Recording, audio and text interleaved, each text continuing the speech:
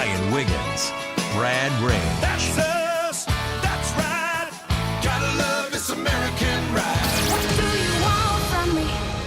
I'm not America's sweetheart. For goodness sake, kid. Keep your voice down. Your father's listening to the radio.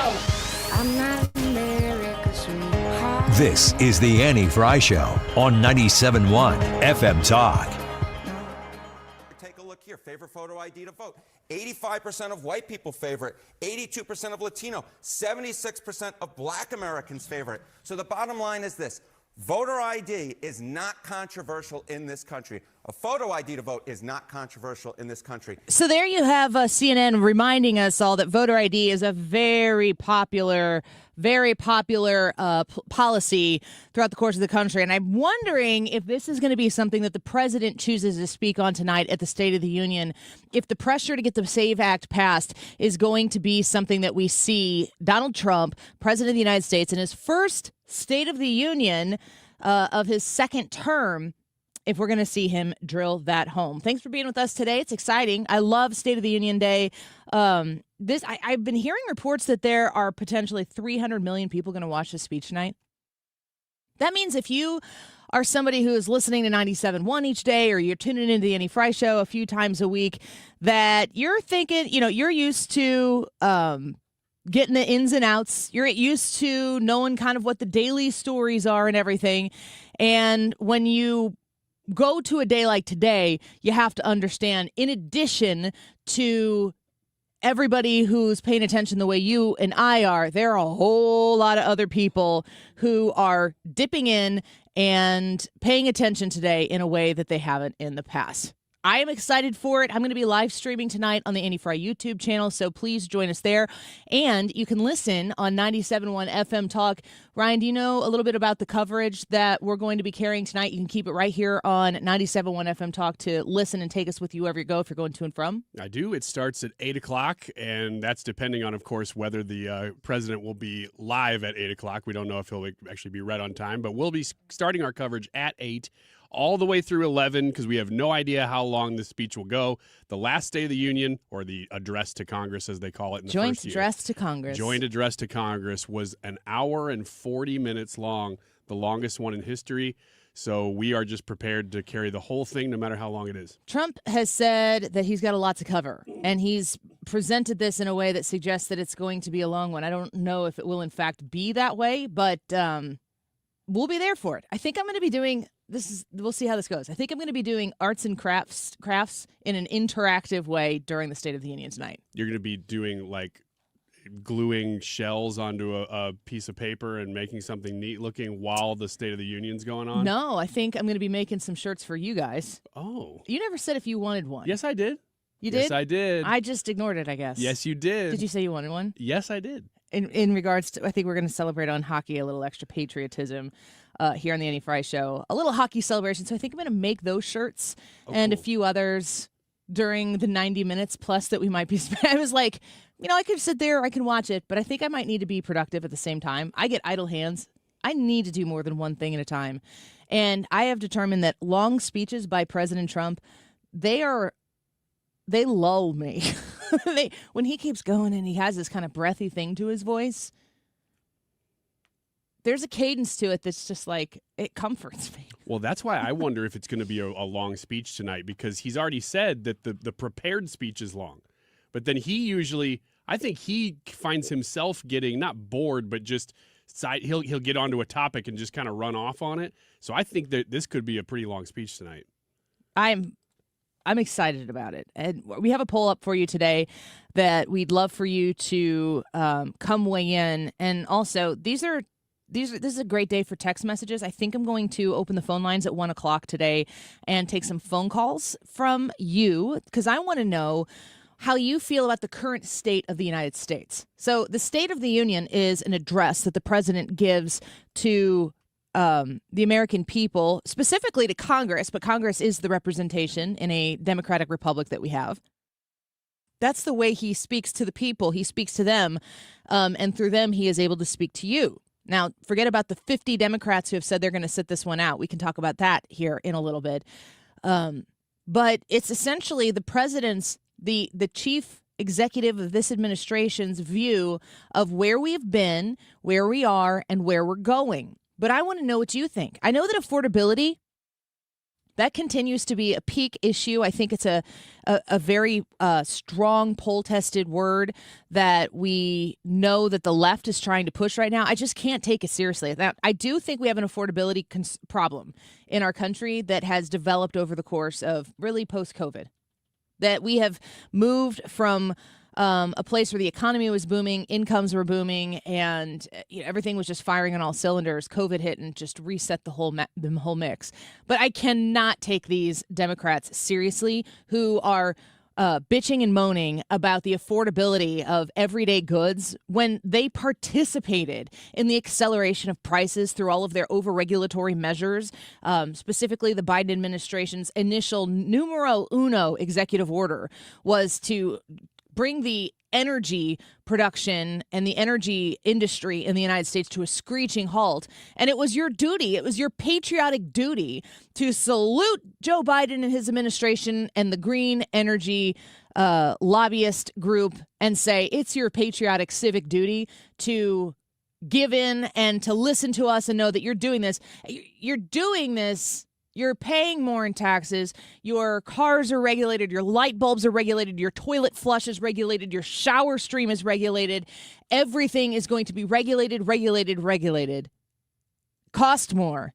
And you better feel like an American while it's happening. And if you complain about it, shame on you. All that it took for the Democrats to understand the ridiculousness of the affordability issue was just to change the guy at the head of the whole thing.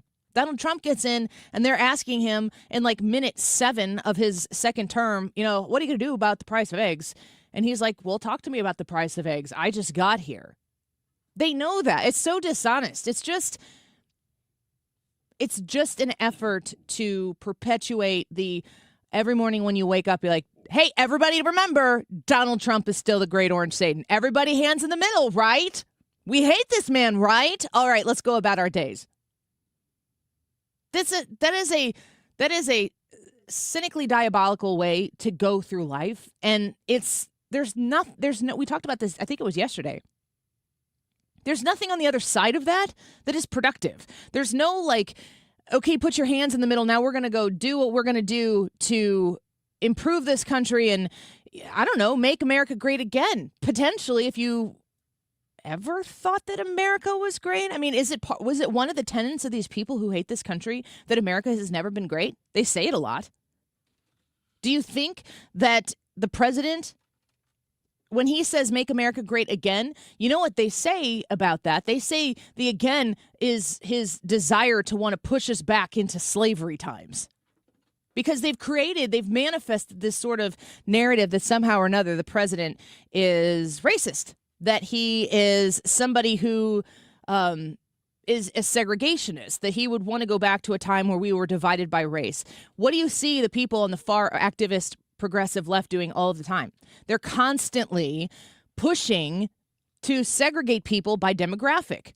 Whatever demographic it is that they can benefit from one time to the next, that's what they're doing. They're segregating people. And they're doing it because the division causes hostility. The hostility causes emotion. And the emotion they prey upon to get votes and support when it comes time to vote. But then they don't do anything in between voting, election. We go in these ebbs and flows. They hit a blue wave. They get some power back. They've promised that the other guys are the great Satan, but they've never really promised. They've never been able to deliver on a solution. Because if the only problem to solve is getting rid of Donald Trump, they can do that with an election. And at the end of that, when they've solved their problem, what have they done for you? The president is going to give a speech tonight. It's going to be a lengthy speech from what we've heard, from what we've been told.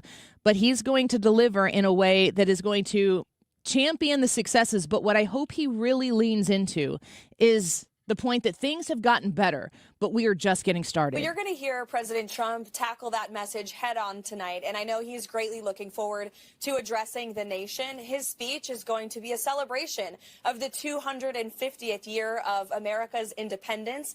He is going to share the stories of great American heroes who exemplify bravery and the spirit of 1776.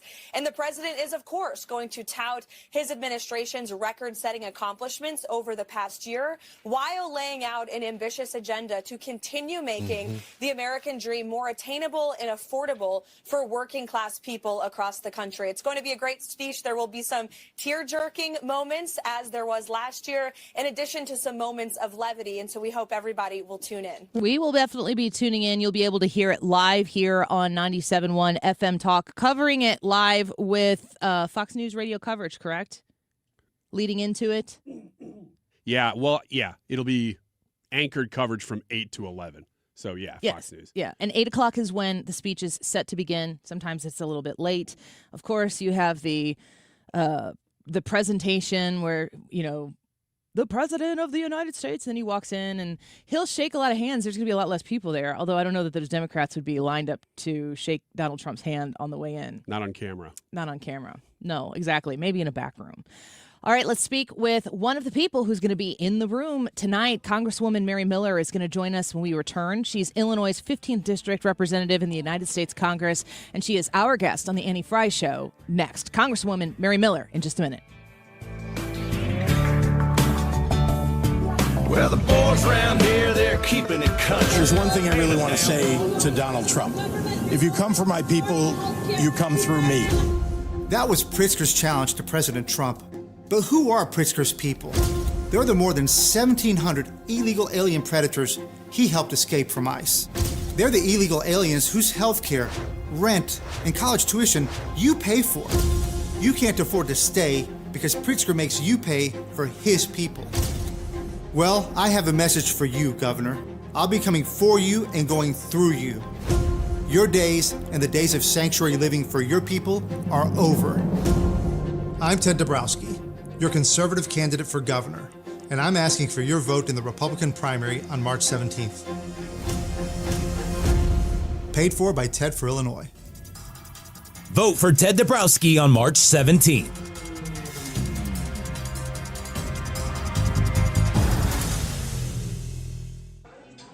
Why specialty MRI? It's proactive healthcare, no code clinics, right here in Fenton. Was it hard to schedule? Was there a long wait? Not at all. Direct access, no referral needed. And the results? Quick with clear answers with their MRI health bundles. Sounds like the future. Call Specialty MRI at 636-591-1288. That's 636-591-1288. This is attorney Todd Nissenholtz of Kaufman Townsley. Injured at work? Not choosing the best lawyer will cost you. But here's the good news. Since you don't pay unless we win, you can afford the very best. Kaufman Townsley. Call 314-777-7777. Join Mark Patrick Hypnosis. Lose the weight or stop smoking. Guaranteed only $59.99. Saturday, March 7th at the Residence Inn by Marriott St. Louis Westport in St. Louis. Weight loss hypnosis starts at 11 a.m. Registration at 10:30 a.m. Stop smoking starts at 2 p.m. Registration 1:30 p.m. When it comes to lighting, Gray Bar goes beyond parts and products. We help contractors turn plans into smart designs, manage kitting and deliverables, and navigate local codes so you can stay on time and on budget. Smart, scalable, job site ready. That's not just lighting. That's like kicking your project into Gray Bar mode. Yep, Gray Bar does that.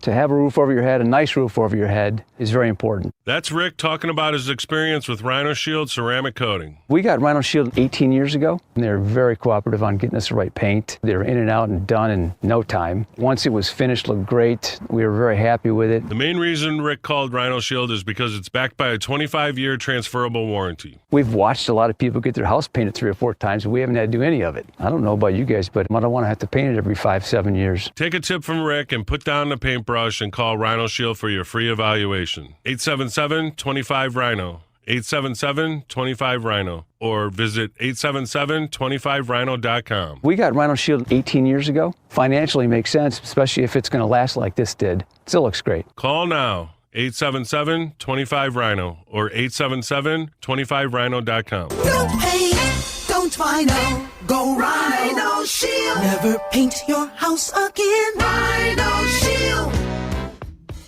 Nothing makes a gathering great like Eggland's Best Eggs. They're just so delicious with better nutrition, too. For us, it's eggs any style, as long as they're the best. Eggland's Best. Better taste, better nutrition, better eggs.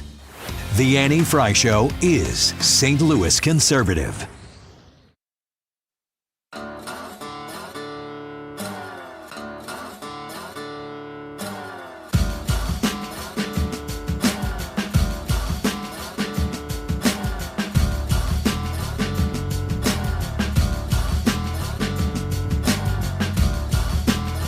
Welcome back to the Eddie Fry Show. It is State of the Union Day, and we are very pumped for it here. We're going to be covering it live on 97.1 FM Talk starting at 8 o'clock tonight, right here on the radio station. I'll be streaming live on the Annie Fry YouTube channel, so come join me there. I think I'm going to be doing arts and crafts while I sit there and watch and listen and react, hopefully along with you as well. I'm excited to speak with our next guest because being in the room at these types of events is a totally different experience than, you know, when you're sitting on your pajamas, in your pajamas, at your house, on your couch, kind of paying attention to it, trying to stay into it, maybe reacting to what the folks in the room are doing or not doing. And so let's get our next guest on with us. Mary Miller, Congresswoman for Illinois' 15th District. Thank you for spending some time today with us, as I'm sure it's a busy day for you in Washington, D.C. It is. It's an exciting day. President Trump is leading the great American comeback. And America's strong, and we're going to get stronger. So very excited for this evening. That's wonderful. I think that there is so much good to talk about. I'm sure there will be lots of discussion about the big, beautiful bill passage from last year and the wide-ranging amount of accomplishments that were involved in one piece of legislation. What I'm really hoping to hear, Congresswoman, is this is what we've done, but this is where we're going. Do you think we're going to get that from the president tonight? Absolutely. He's a visionary himself, and he's laid it out for us. The Republicans that have been helping him fight to get things accomplished for the American people. But I think we're going to continue the deportations under Joe Biden with all the Democrat support. I want to remind everybody, 20 million illegals entered our country, and they were given the whole array of taxpayer-funded benefits. So that's one of the things that we're going to see as we're cutting off the benefits for non-citizens, and I think we'll see more people deport. We've already deported 622,000 illegal aliens, and 1.9 million have self-deported. And we actually have, for the first time in 50 years, the U.S. has negative net migration. So that was a top priority for President Trump, is to make our country more safe. So he's doing that. He's restoring law and order. And of course, we've seen the blowback from the Democrats and their paid protesters.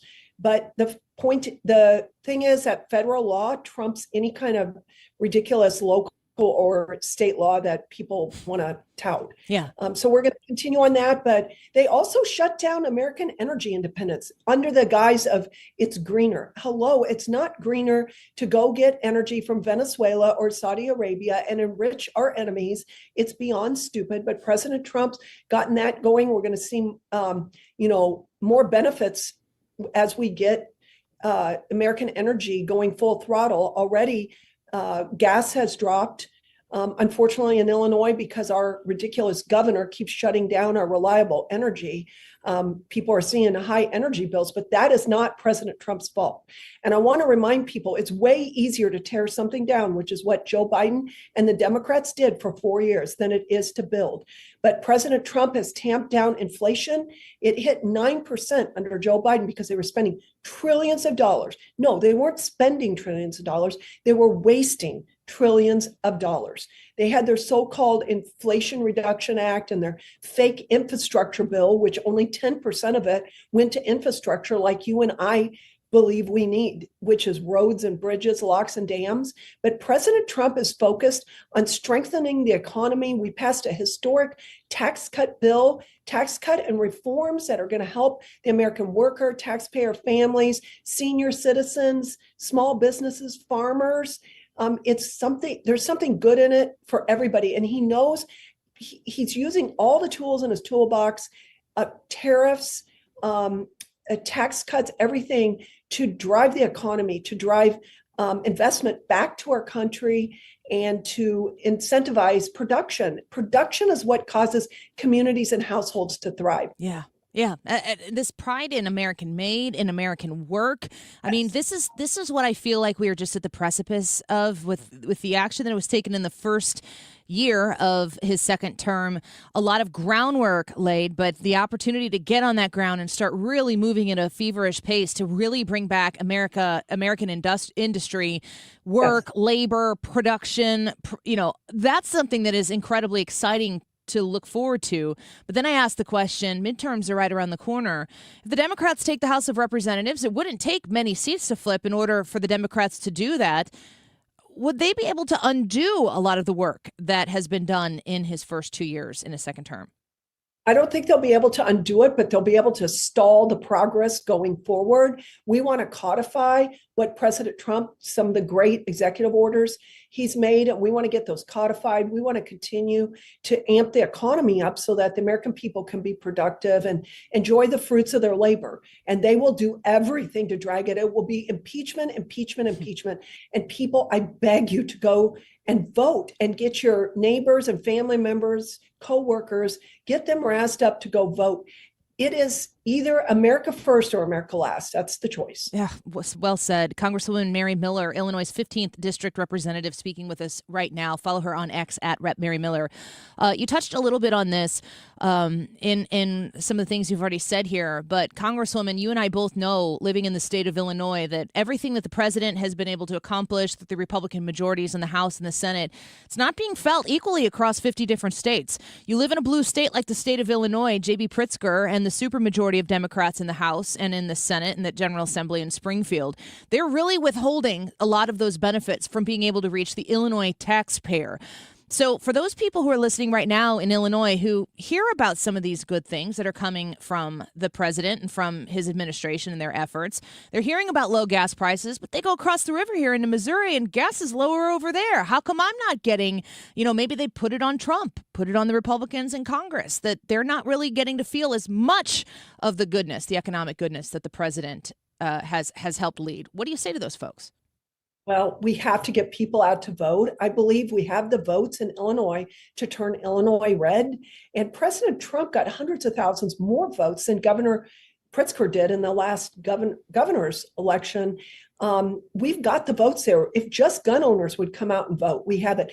If the people that are disenfranchised in the cities that don't have jobs, they aren't safe in their communities, illegals are being prioritized over you, your children are not getting the education that they deserve and that we're paying for. We're paying a lot for those kids to be educated. They're not being educated.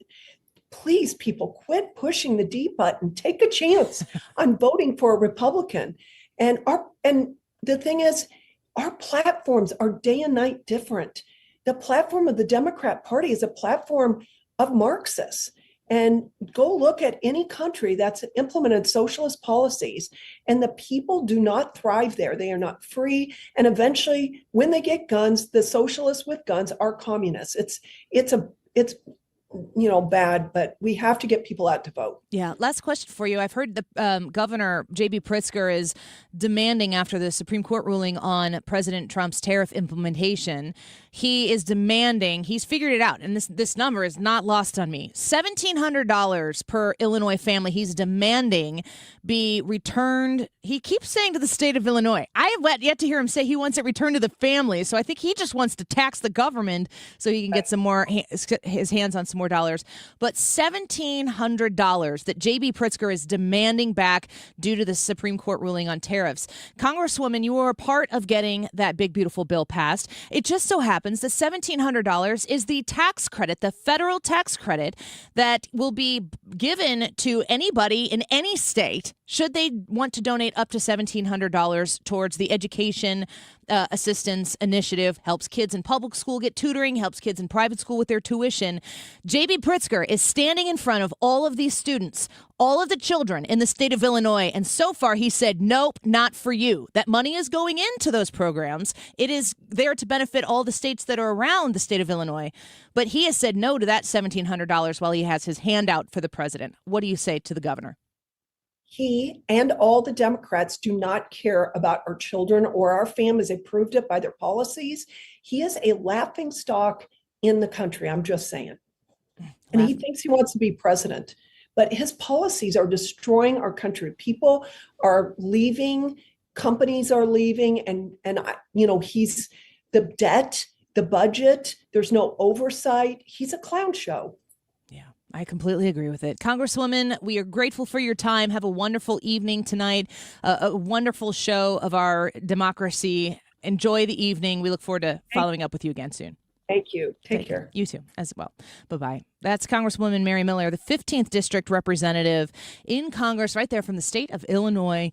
Some common sense and some sharp words for our inept governor, J.B. Pritzker. J.B. Pritzker, please, just let the kids benefit from this program. That's all there is to it. You can't stop the program from being implemented. It's federal law.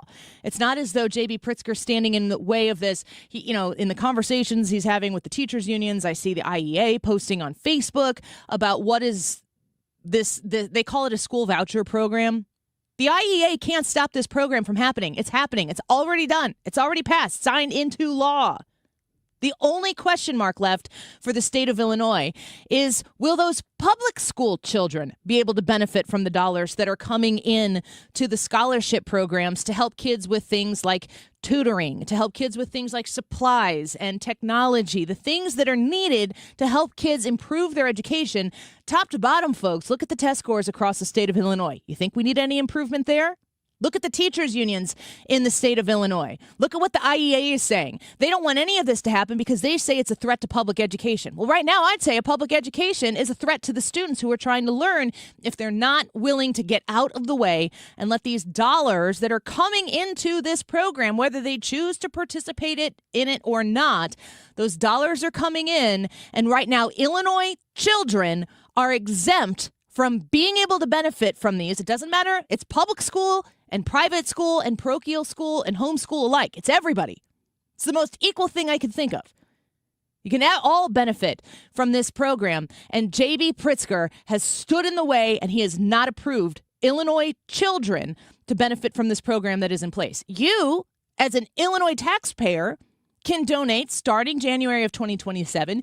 You can donate $1,700 per individual, double it for married filing jointly. You can donate $1,700 or $3,400 to this program, and those monies will go into the system and they will go out to the children to help them with school choice, yes, but also public education, tutoring, different types of supplies, like I said, uniforms, so on and so forth. J.B. Pritzker so far has said, no, not you, Illinois children. We're not participating. And by we, he means he. He is not participating, and the rest of us have to sit behind him and suffer.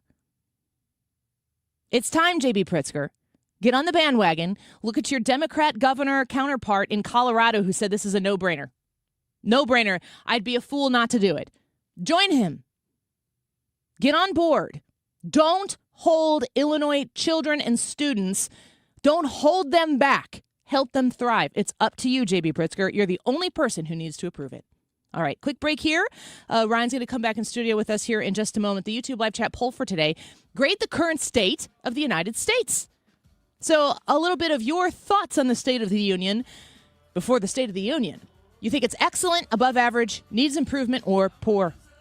Tell us on the Annie Fry YouTube channel what you think, and you can text us your thoughts at 314-241-9797, 314-241-9797. You just heard Congresswoman Mary Miller on the Annie Fry Show. We'll speak with Taylor Riggs about the state of the economy in the 1 o'clock hour. We'll be right back.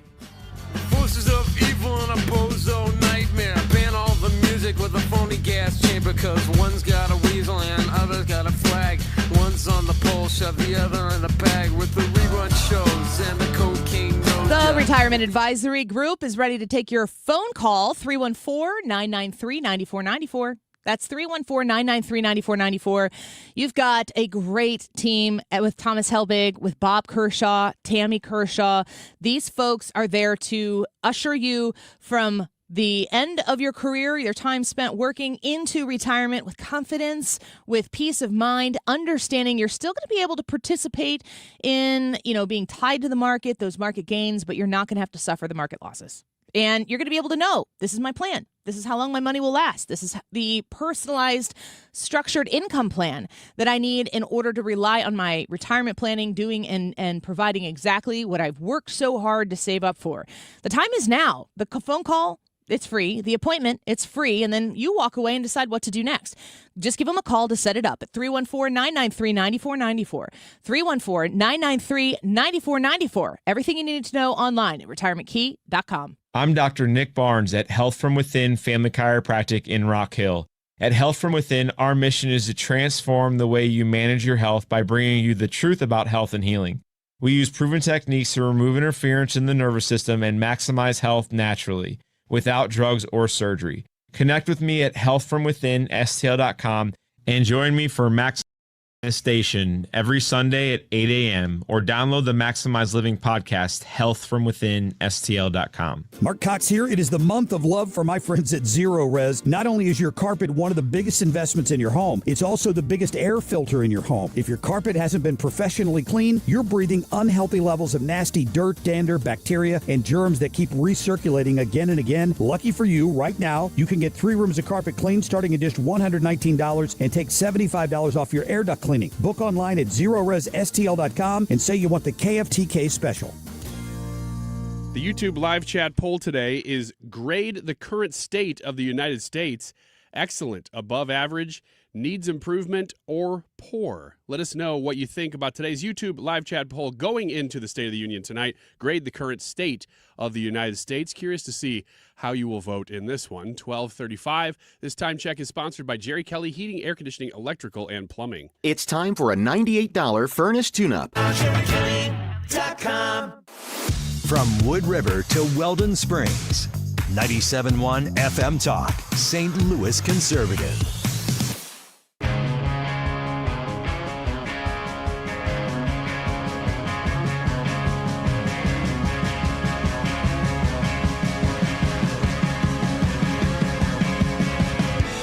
This love is getting kind of dangerous. Feels like it's a low. Welcome back to the Annie Fry Show. We just spoke with Congresswoman Mary Miller. She'll be, of course, at the State of the Union this evening. And we will be covering the State of the Union live here on 97.1 FM Talk. Make sure you've got us 97.1 FM Talk on your radio dial, on the Odyssey app. AUDACY coverage, anchored coverage starts at 8 p.m. and will go until it's over. How long can Donald Trump go? I think he likes a good challenge. The YouTube poll for today, grade the current state of the United States. Excellent, above average, needs improvement, or poor. I'm asking for you to comment on the Annie Fry YouTube channel where you can go to vote. But you also can text us at 314-241-9797, 314-241-97. Betsy said, needs improvement as stated by Colonel, don't we all agree? What do you think, Brad? Or Ryan? Yeah, Brad, tell us what you think. I really want to, I'll speak on behalf of Brad Yeah, to say give us Brad's opinion, and then we'll come back to you Yeah, later. he says poor, and I would encourage you to text in disagreeing that with that 314-241-9797. I would say above average. I want to say excellent because I look around the country, and I'm surprised at how optimistic I am when I look at every category. It's the weird feeling that you get that there's still so much turmoil, but when you kind of put that aside, which is largely leftist driven, when you put that aside, you go, what is so bad? Well, we got some debt, we got to deal with that. So I would love to say excellent, but I'm going to say above average because I like the direction we're heading, but I don't think that we've quite arrived there. I heard, ironically, it was in church on Sunday, and it was a good prayer, but. Does your church pray for the government? I don't know that we do it from the stage, but just pray for our leaders. It doesn't matter who the president is, and it's not policy based. It's just to pray for discernment and wisdom and not as a matter of point. No. We will do that quite often, and it's regardless of who the governor is, who the president is, whatever. which I think is a good thing. One of the things that was said in the prayer this week was like a prayer for unity and kind of an acknowledgement that we do live in very divided times. And the way that it was said was kind of like a suggestion that, and it's just a good prayer. I mean, if you're going to go anywhere with this, you should go to the Lord in prayer in it. But like to bring us together in ways that we've been unified before, and now we're super divided and everything. And I started to think about it. And, were we united in the 2010s? No. Obama, Trump, never. Hillary Clinton, no. Were we united in the 2000s? No. George W. Bush, 9/11, Obama, War on Terror, no. Very divided. Were we divided in the 90s? And I thought to myself, of all of the decades that I could think of, maybe the 90s were like, that's kind of been talked about like a little bit like a golden age of prosperity, which, depending on the circles I'm in, will often be credited towards the economics of the 80s that you get to enjoy in the 90s, which reminds me that good economic policy takes a minute. It's like a good stew. It's got to sit there and percolate a little bit so that you can really saturate the entirety of the stew and make it all gel together and blah, blah, blah, whatever Bobby Flay says. Yeah, it's got to wheeze the juice. Ew. Wheeze the juice. No. Is that a thing? It's a Pauly Shore thing. Wheezing the juice. It's not a thing. Okay, I'm with Ethan and Brad on this one. I'm agreeing with you. That's what makes a good stew. 80s, the 90s, I could think of, we had a lot of scandal in the 90s, but was it a divided time? Not internally. I could think of the contract with America. I mean, why do I know about the contract with America, like from the 90s? Well, that's how I got here, guys.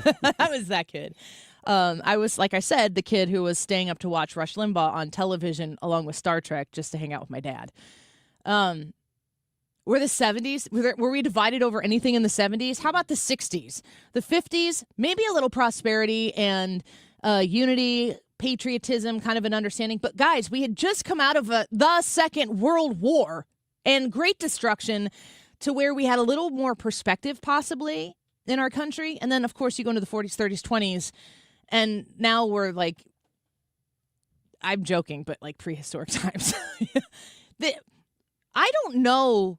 I was thinking about this specifically from the point of view that we heard from that Charles Barkley clip that I played yesterday. The Charles Barkley clip was from May of 2025, but he was talking about men playing in women's sports, and he mentions in there that he's fully supportive of the LGB whatever group and T group, and it's not about that, but it is obviously non-controversial and common sense that men should not be playing women's sports. And he's like, mic drop, done, I'm out, there's nothing else to talk about, you don't agree with me, that's cool.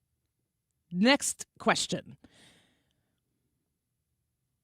And I've been thinking about this specifically, like it really kind of hit me in that prayer that was said because, are we praying for unity? I think that's a good prayer. But it is we have been sold a lie that unity looks like full blind agreement with one another. Unity has to, if you're going to unite together, you have to have something worth uniting over. It's not about agreeing on things. It's about coming together for a greater cause than any one particular perspective, opinion, position that you might have, that you understand there's something a little more important or a lot more important than all the details. That there's this like overarching umbrella thing that precedes any sort of dividing topic that you might have, that like there is an entry level handshake that needs to take place that like, all right, we're going to fight about this, but we're all actually working towards the same thing. We don't agree on how to get there. And where I think the lie comes in is that we have a cultural section of our society that preaches unity in the most divisive way possible. that unity, if you're going to participate in that unity, then you need to shut up. You need to shirk every sort of personal opinion or perspective or, personal reason why you might religiously, culturally, whatever the purpose might be, you might believe something different than someone else. The woke culture, for lack of a better term, is not about unity. It's about overpowering everybody and denying everybody else the opportunity to have a different walk of life, which is the most ironic thing of it all. And when I heard the pastor pray that prayer that like we would be less divided, that we would be able to work towards a sense of unity, I just thought to myself, and of course, we're praying to God. If anybody could make it happen, of course, it would be God. I was thinking like, that's impossible. And the reason why it's impossible is because I will never unite with people who hate this country, who hate me for my existence, because I don't think exactly the way they think. And the things that people on the other side of these issues think are diametrically opposed to Scripture, which is why I'm here in church. And this is my walk of life. Now, I don't care if their walk of life doesn't adhere to the Scripture that I hold to be gospel. If they choose to push that away and deny that, okay, that's fine with them. But for me, I will not walk away from that in order to appease those people so we can have unity, because that's not unity. That's me objectively turning my back on everything that I hold dear for the sake of some sort of faux peace. So going back to what, Charles Barkley probably didn't know at this point in time, that he was going to show up almost a year later in my thoughts about a sermon on a Midwestern talk radio show. But what Charles Barkley said there was, you're not going to change my mind. I'm not interested in you even trying to change my mind.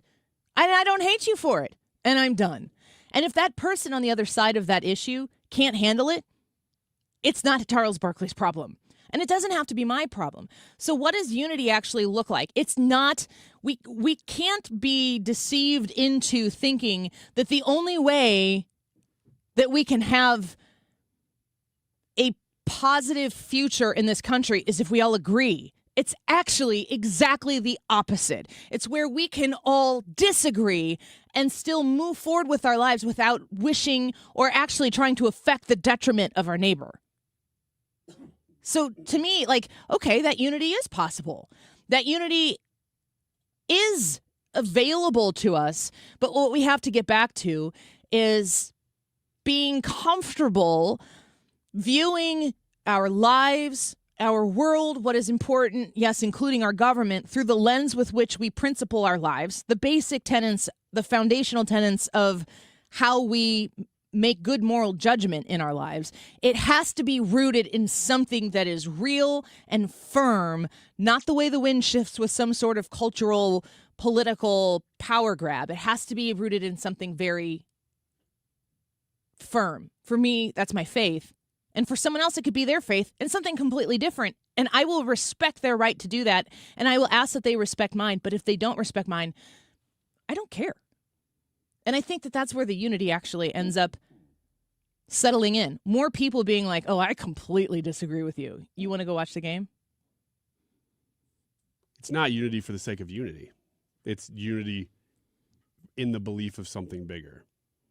And you have to have that. Otherwise, unity for the sake of unity lasts about 3 seconds until something comes along and knocks you off that pedestal. You have to have something bigger. That's exactly what you're saying. And I love that prayer in church. Because you know that is what they're praying. Yeah. We do need unity, but we need it in something that's bigger than ourselves. We can't be selfish about unity. We can't be selfish about anything, especially that. All right, quick break. Wiggins America next. Don't go away.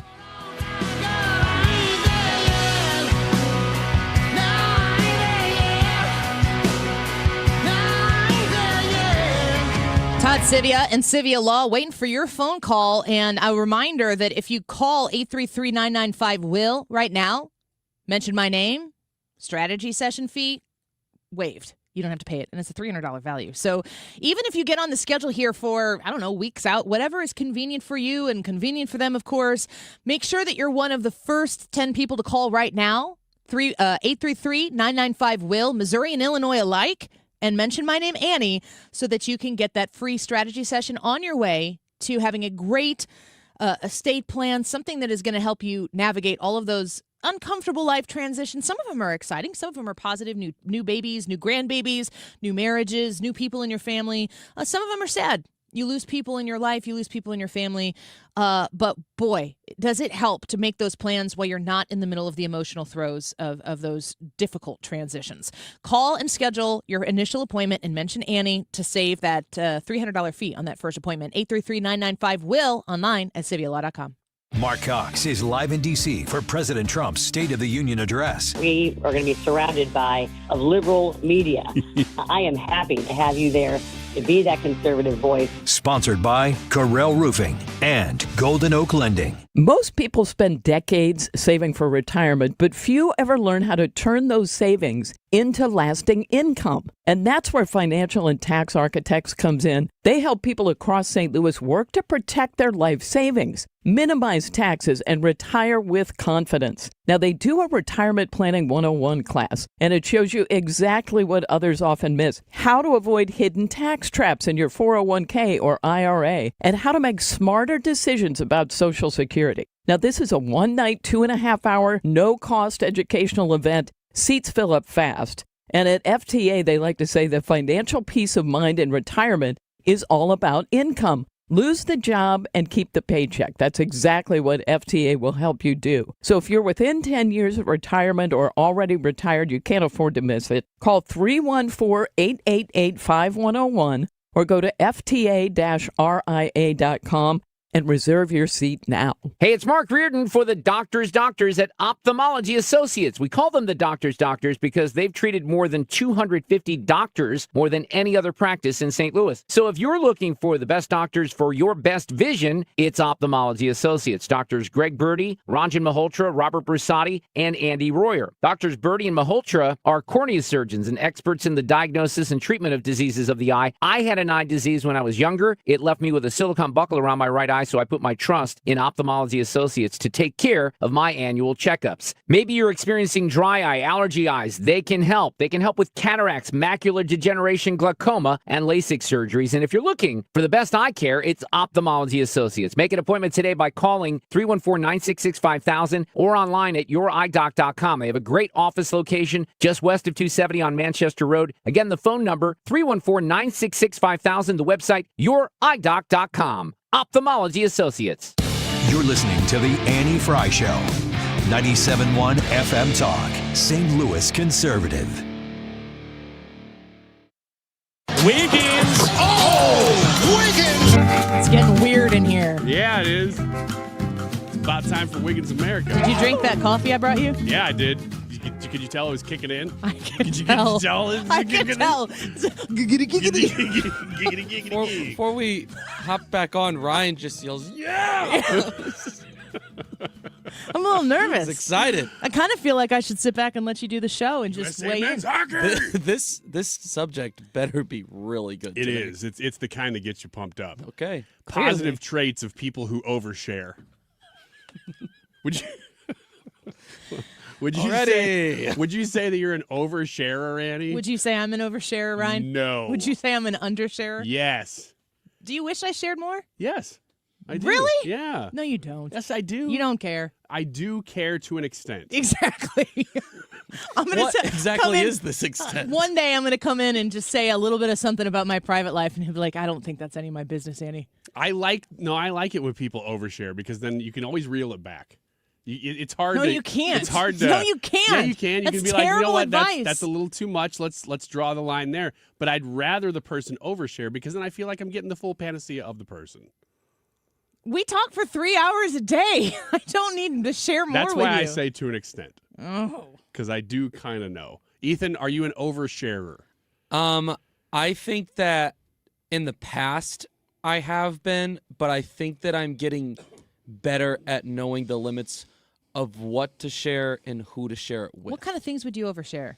I don't know. It kind of depends on the situation. And with I just whom? feel like I'm just a talkative person in general, and traditionally I've tended to lean on the side of I'm going to talk I'm gonna talk and not know the time to stop talking.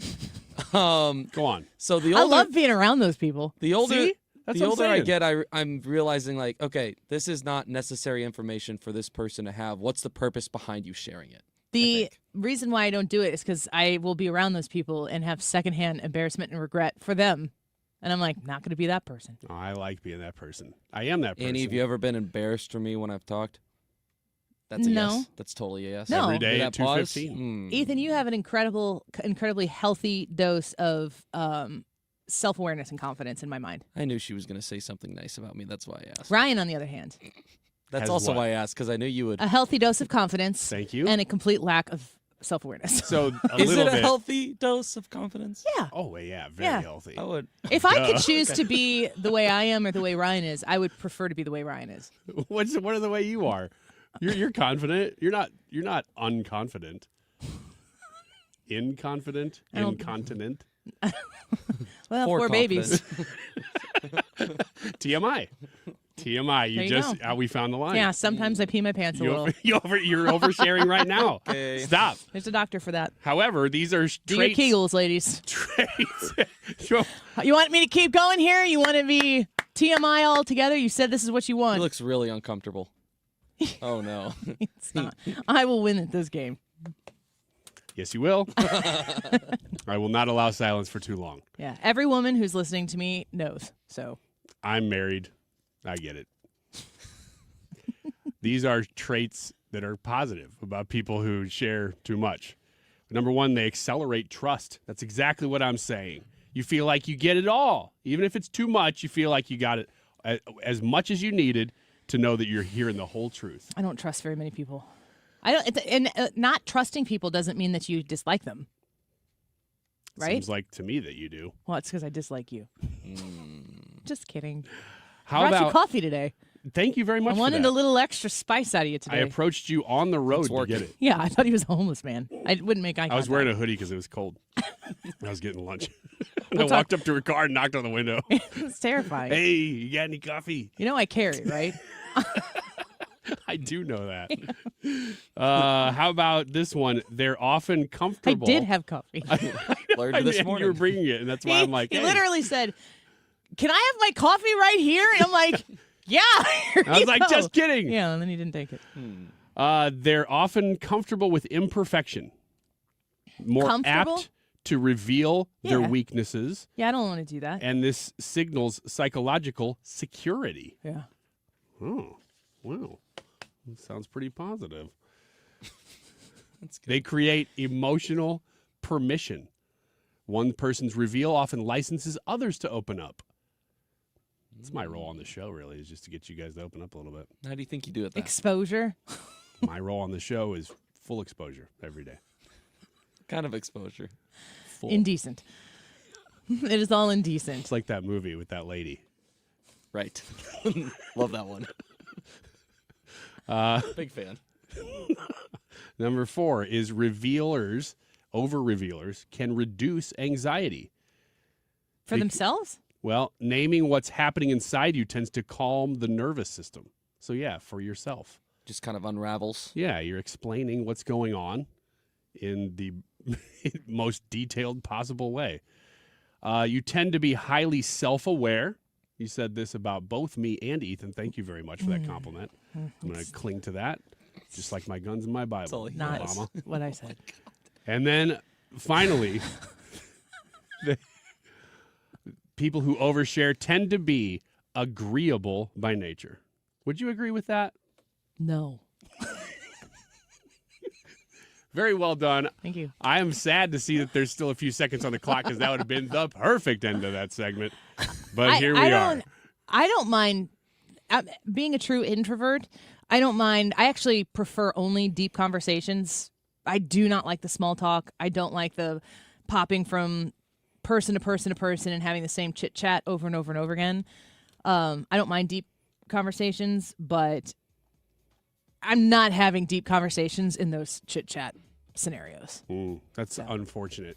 The weather today, though, my goodness, are you kidding me? Cold out there, huh, guys? Completely self-aware. See Team USA won the Olympic gold. Taylor Riggs in Pretty 30 awesome. minutes here to give us an economic update on the first year into Trump's second term. Go away.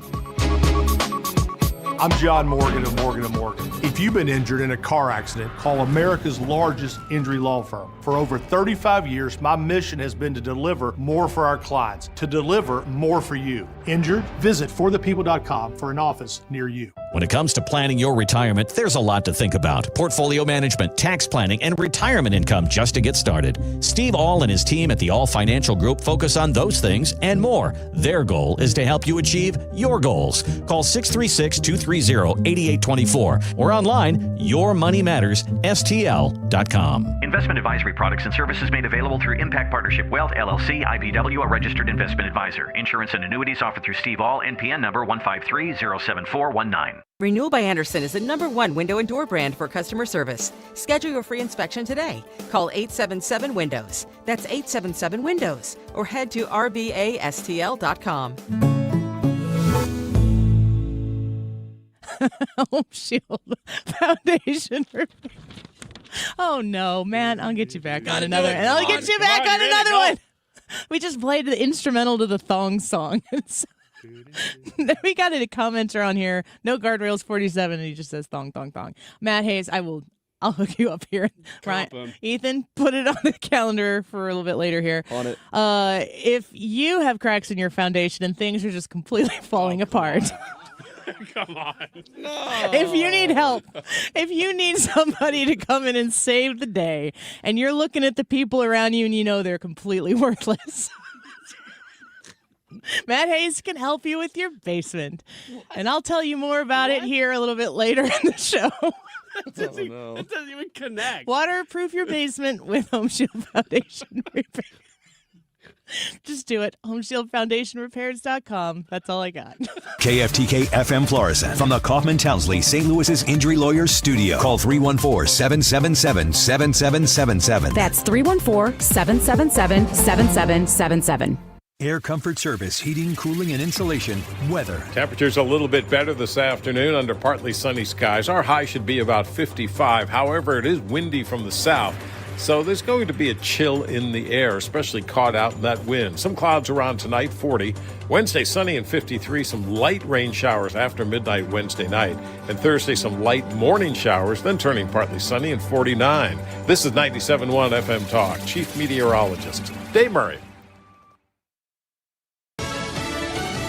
A defense motion rejected. I'm Lisa Brady, Fox News. Attorneys for Tyler Robinson, the man accused of killing Charlie Kirk at Utah Valley University last year, lose their bid to disqualify the prosecution team over the lead prosecutor's daughter being in the campus crowd when Kirk was shot. The court is persuaded by the evidence presented that daughter is not being called to testify because she has no uniquely relevant testimony to give, and the state has access to much stronger evidence from other witnesses. State District Judge Tony Graff says the defense failed to prove a conflict of interest. Prosecutors plan to seek the death penalty if Robinson is convicted. He has not yet entered a plea.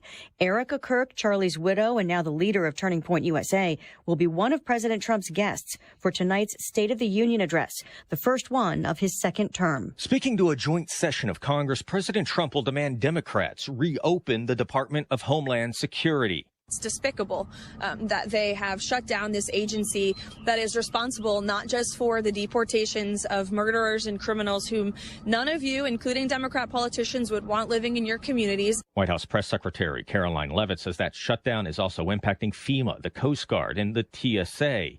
Dozens of Democrats are boycotting the speech, many attending counter protests and other events. Top House Democrat Hakeem Jeffries is advising members to sit in silent defiance. Fox's Jared Halper, and at the White House, the president is expected to spend significant time on the economy and an agenda he insists is winning on affordability. Today marks 4 years since Russia invaded Ukraine. The president could also talk about Iran and the military buildup in the Middle East, pushing for a new nuclear deal. You can listen to live coverage of the address beginning at 8 Eastern tonight at foxnewsradio.com. America is listening to Fox News. All right, fellas, 2 words for you. Prostate exam. Did your butt just clench up? Are you imagining the finger right now? Well, you can relax.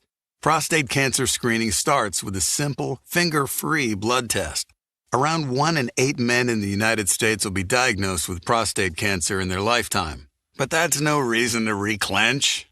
When caught early, at localized or even regional stage, prostate cancer can have over a 99% 5-year relative survival rate.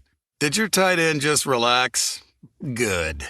If you're 40 or older and have a prostate, visit RelaxIt'sABloodTest.com to find out if a PSA blood test is right for you. The PSA blood test can be the first step in screening. Talk to your doctor to evaluate your risk, determine when to get tested, and discuss screening options and next steps. That's RelaxIt'sABloodTest.com. Sponsored by Novartis. The Annie Fry Show is sponsored by Air Comfort Service Heating, Cooling, and Insulation. Air Comfort Service is hiring licensed journeymen. Don't have a journeyman license? Air Comfort Service will help you get it. Get guaranteed hours year-round and more. Apply online at aircomfortservice.com. Annie Fry, Ryan Wiggins, Brad Ray. That's us. That's right. Gotta love this American ride. What do you want from me? I'm not America's sweetheart. For goodness sake, kid. Keep your voice down. Your father's listening to the radio. I'm not America's sweetheart. This is the Annie Fry Show on 97.1 FM Talk. Welcome back to the Annie Fry Show. It is State of the Union Day, and tonight at 8 o'clock on 97.1 FM Talk, you can tune in and listen live to President Trump's speech. If you're out and about, we invite you to tune into 97.1 FM Talk. We will be carrying it live on the Odyssey app as well. AUDACY. Did you know that you can take 97 with you, 97.1 with you anywhere you go, anytime? Super crystal clear connection. You can follow the Annie Fry Show there as well. The poll for today: grade the current state of the United States, excellent, above average, needs improvement, or poor. I want your text messages on this, and I'm opening the phones right now. We'll see about taking some phone calls here. If you want to call in and tell us how you feel a year, a little bit over a year, what would it be, like 13 months into President Trump's second term? How do you feel about the state of the country? 314-241-9797. 314-241-9797 is the number to call. It's also the number to text, and I'd love to take your thoughts on this. You've got some... Ryan, do you have text right now that you want to read? Yeah, there's a couple. Okay, let's go with those first. The first one is a very plain, just needs improvement. No comment beyond that. The second one is, well, she says, this is Dawn, and I picked above average, but if you compare to the last administration, it's excellent. I echo that. I think relativity does matter. Especially with a poll like this. And I think a conversation where you talk about relatively where we are, but you can also have, like, what is your ideal? Where should we be? Those are two conversations that are parallel to one another. And I think that, gosh, of all the states of the union that I have watched, I'm trying to think of the most memorable one. I remember the first one that President Trump gave, and I was enamored by it because it was the most presidential I ever remember him being. But my personal favorite State of the Union is the one where President Biden was on some sort of speed. I was going to say the same thing. It's so wild. Wow. Yeah, because that one really was memorable. We were all going into it thinking, okay, he's running for president right now. This is probably the biggest stage he's going to have between now and the debate, which we knew would come at some point and end up tanking his whole candidacy. And we thought, what's he going to do? What's he going to be like? And he was way more hyped than you ever saw Biden any other time. Wired is the word that comes to mind for me. Was that 2023? 24. It was the 24 one? Yeah. Because he was running for president. 314-241-9797. If you want to weigh in on this, let's take Charlie's phone call here. Charlie, thanks for calling the Annie Fry Show. Your thoughts on the current state of the country? The current state of the country is surprisingly good considering everything that our president has been up against. I don't understand how a man who had so much to lose still stood up for all of us. And I don't think I could be happier with where we're at right now. I really appreciate that feedback because it does remind me, and I know we kind of go back to this every once in a while, but the obstacles with which President Trump has been willing to overcome if you know like where Donald Trump has been in his life and the celebrity status that he enjoyed, he has really been willing to give it all up to the extent that his life has been threatened on, 2 occasions that we know of for sure, but Lord knows how many times things have happened that we don't know. That those obstacles that he's overcome and the position that the country is in right now because of him, it really is remarkable. He was living the dream. He didn't have to do this. He could have walked away even before he got started, 12 years ago. He is doing more than we could ask of him. Yeah. Well, I appreciate the phone call, Charlie. Thanks for listening.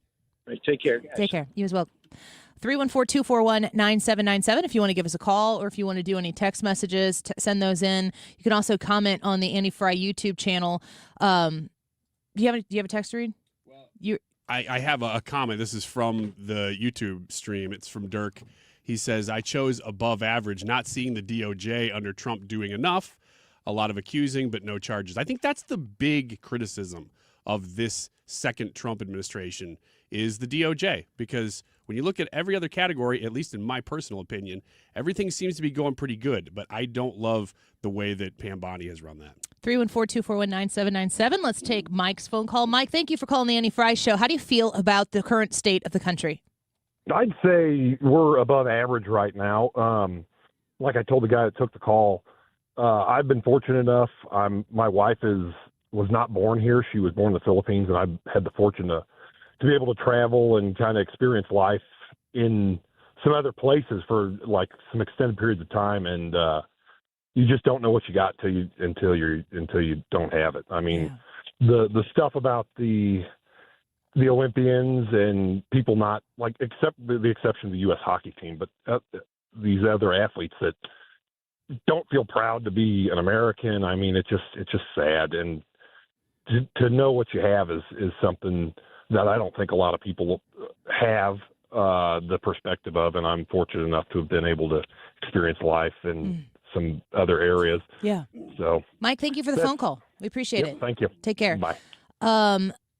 So I have this clip from President Trump, but this was from May of 2024, but he's talking about Joe Biden during the State of the Union. Seen anything like it? Very much reminiscent of the days of FDR. FDR had a beautiful patrician voice, magnificent voice, great debater, very smart man. FDR, 16 years, almost 16 years. He was 4-term.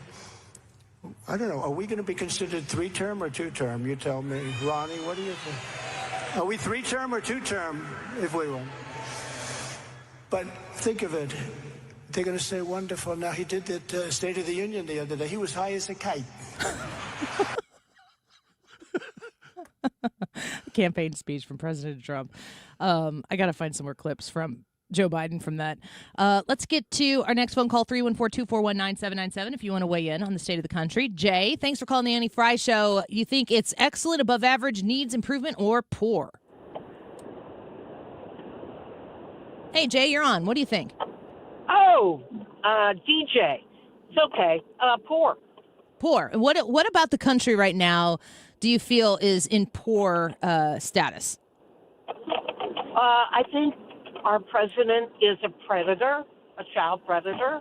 I think he, Do you know, DJ, just before you continue on, like, if you say things like that, the president has sued successfully people who are saying those types of allegations with absolutely no evidence. He's going to go to jail or he's not going to last. He's a child predator, and I'm so surprised. Say, DJ, listen, DJ, so can you mute her? Because I'm not going to hang up on her right now. DJ, just you get to hang on and listen to me for a second. If you want to hang up on your own, you're welcome to do that. But while I'm going to talk here, if you want to talk about the president of the United States with that type of an accusation on this show, you're going to have to back it up, and you don't have the evidence to do it. I highly doubt that DJ in Ladue has the goods on President Trump to say he's going to go to jail. You should send that information to somebody else who could actually prosecute him. They've tried and tried and tried, and you've only made him stronger with that type of rhetoric. So, DJ, I'm going to put you back on the air here in just 1 second. You can talk about the country, but if you continue to slander the president of the United States with completely unfounded accusations, then I'm going to have to hang up on you, because you can't handle the airwaves with some sort of honesty and integrity. So, DJ, if you want to answer the question, grade the current state of the United States, now's your opportunity. Go ahead. Poor. Okay. And what about the country is poor right now? The world. I have traveled the world and continue to, and we are looked at as the laughing stock of the world. The man cannot speak. Okay, DJ, let me ask you a question. I don't remember you calling my show when Joe Biden was the president, and he literally could not speak. What do you mean he can't speak? I don't think that we are looked at across the world when I talk to our experts in foreign policy who talk about the deals, the negotiations that he makes. We're not laughed at. And this president, which what I respect about President Trump is that he's willing to do what he believes is best for the country, regardless of how any other country feels about it. He prioritizes the American people through his America First policy. How do you feel about him and his family killing the marketplace with billions of dollars of new income? It is atrocious. Are you talking like the stock market? No, I'm talking about all his outside businesses. So DJ, hold on a second. Let me get this straight. I think that it's pretty clear that you hate Donald Trump. I think you wake up hating him. I think you go to bed with your hatred for him, and it comforts you at night. If Donald Trump were to resign today and J.D. Vance were to become the president of the United States, would you feel differently about the direction of the country? He's the same. J.D. Vance is worse. Why is he worse? Worse than Donald Trump. What's worse about him? Oh, my. He is completely controlled. By whom? By the technology and... By what technology? Billionaires Club. He's just another one. He's the worst. And he can't speak, and he's not funny, and he's not God qualified. dang it, another non-funny president. He's not qualified. What are we going to do? Donald Trump. So who's the person?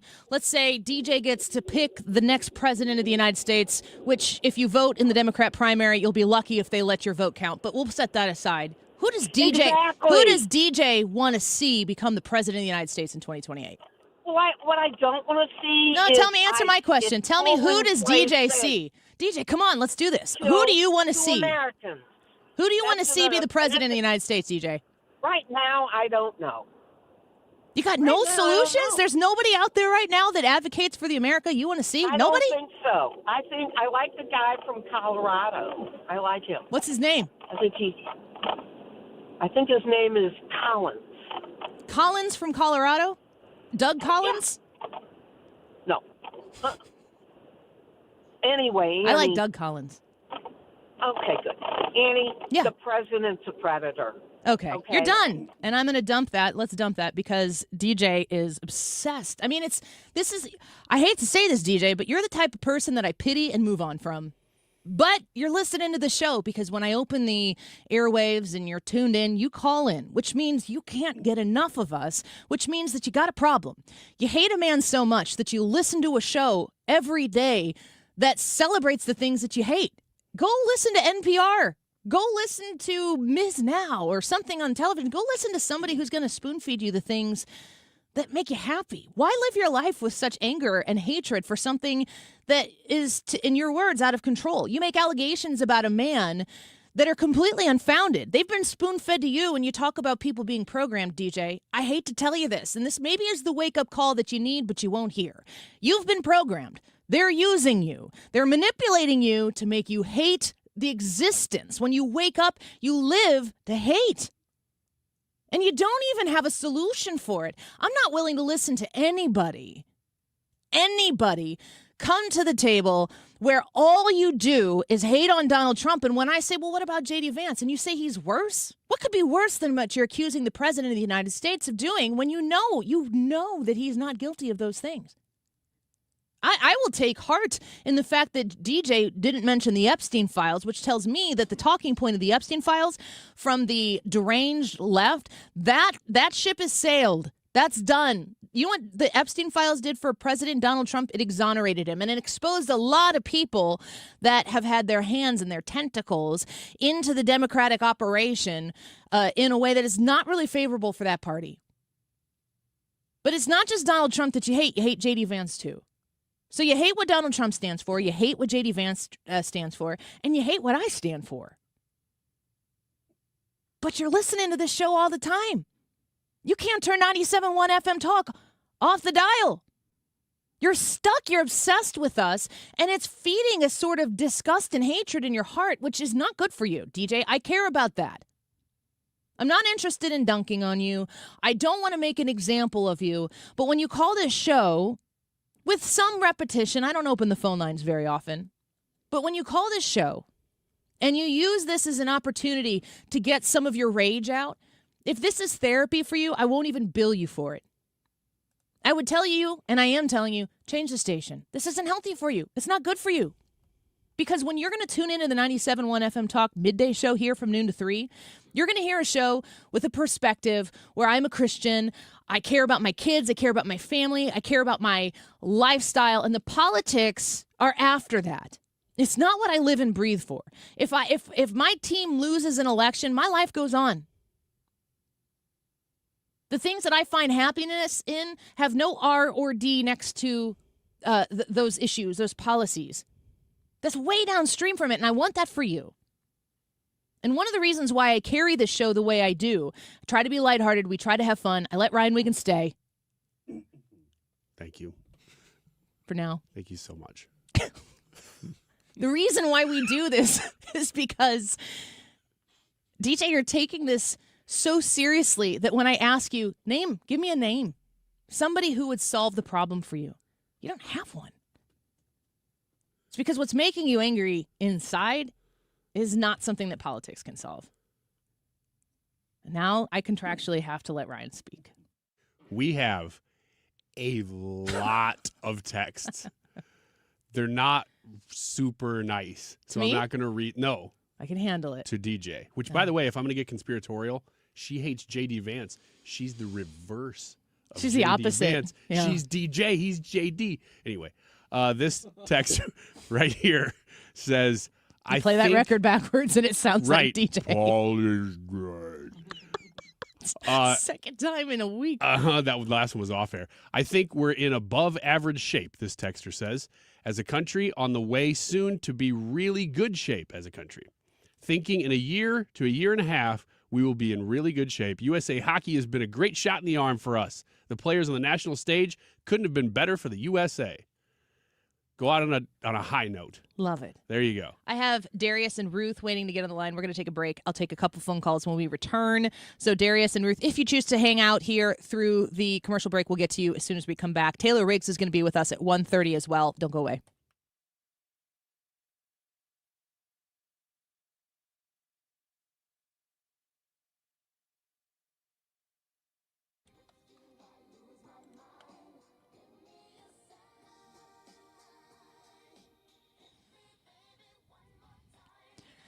HomeshieldFoundationRepairs.com, 314-271-9900. That's 314-271-9900. Foundation concerns at your home. The solution starts with a phone call to Matt Hayes and Home Shield Foundation Repair. 314-271-9900. That's 314-271-9900. Your basement is the foundation of your home, and you need to ensure that if you see water making its way into the corners or through the walls or through the ground, whatever it is, you got to get that looked at, and you got to get it looked at quickly so that the problem doesn't grow and that the cost doesn't grow. Home Shield Foundation Repair is a go-to in St. Louis, a local business run by Matt Hayes and his family with a great, reliable, loyal team that he has there. 314-271-9900 is the number to call to get him scheduled to come look at your basement concerns. 314-271-9900. You can trust Matt Hayes, appreciate the opportunity to speak about him and to bring him to you. You can trust him when he comes to your home to give you an honest answer and great service. HomeshieldFoundationRepairs.com.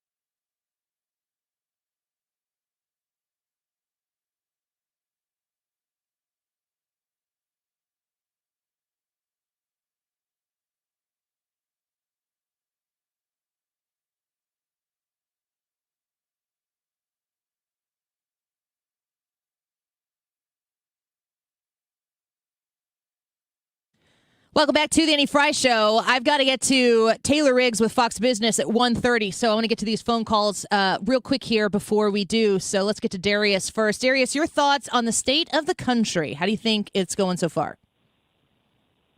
Well, first of all, I'm extremely happy that the women and men won the U.S. gold in hockey. Yes. So that's going really great. As far as the country goes, I'm a investor by trade and have a background in economics and finance. And so what really hits me the hardest, and I think all of us here in the country, are the tariffs. The multiple studies have shown that 90% of the tariffs are paid for by consumers. So you, me, everyone are paying for them. This $175 billion that we've already paid that the Supreme Court just ruled unconstitutional, I want my refund back. And instead, President Trump is saying it's going to take multiple years and lawsuits, and he's going to fight it. I just want my money back that I already paid for these items. Secondly, I'm really concerned about the perception of America on a world stage. I mean, it feels like we're the butt of jokes right now. And unfortunately, it's the way that President Trump handles himself and the comments that he makes, whether it's to our allies, which it seems like he's harder on than our foes, such as Russia and China. I mean, President Xi Jinping and President Putin seem to get more praise than our allies. Just look at Canada. I mean, Canadians travel to the U.S. are down 30%. Darius, thank you for the phone call. I appreciate it. What we're doing. I'm sorry I have to go because I got another phone call to get, but I'm going to talk to Taylor Riggs about your tariff comment because I think that is something that a lot of people, I don't understand it like you do if you're an economist, but we'll talk to Taylor Riggs about it next. Ruth, thank you for calling the Annie Fry Show. Excellent, above average, needs improvement, or poor. What's your current state of the country thoughts? I say above average, and that's because of our president.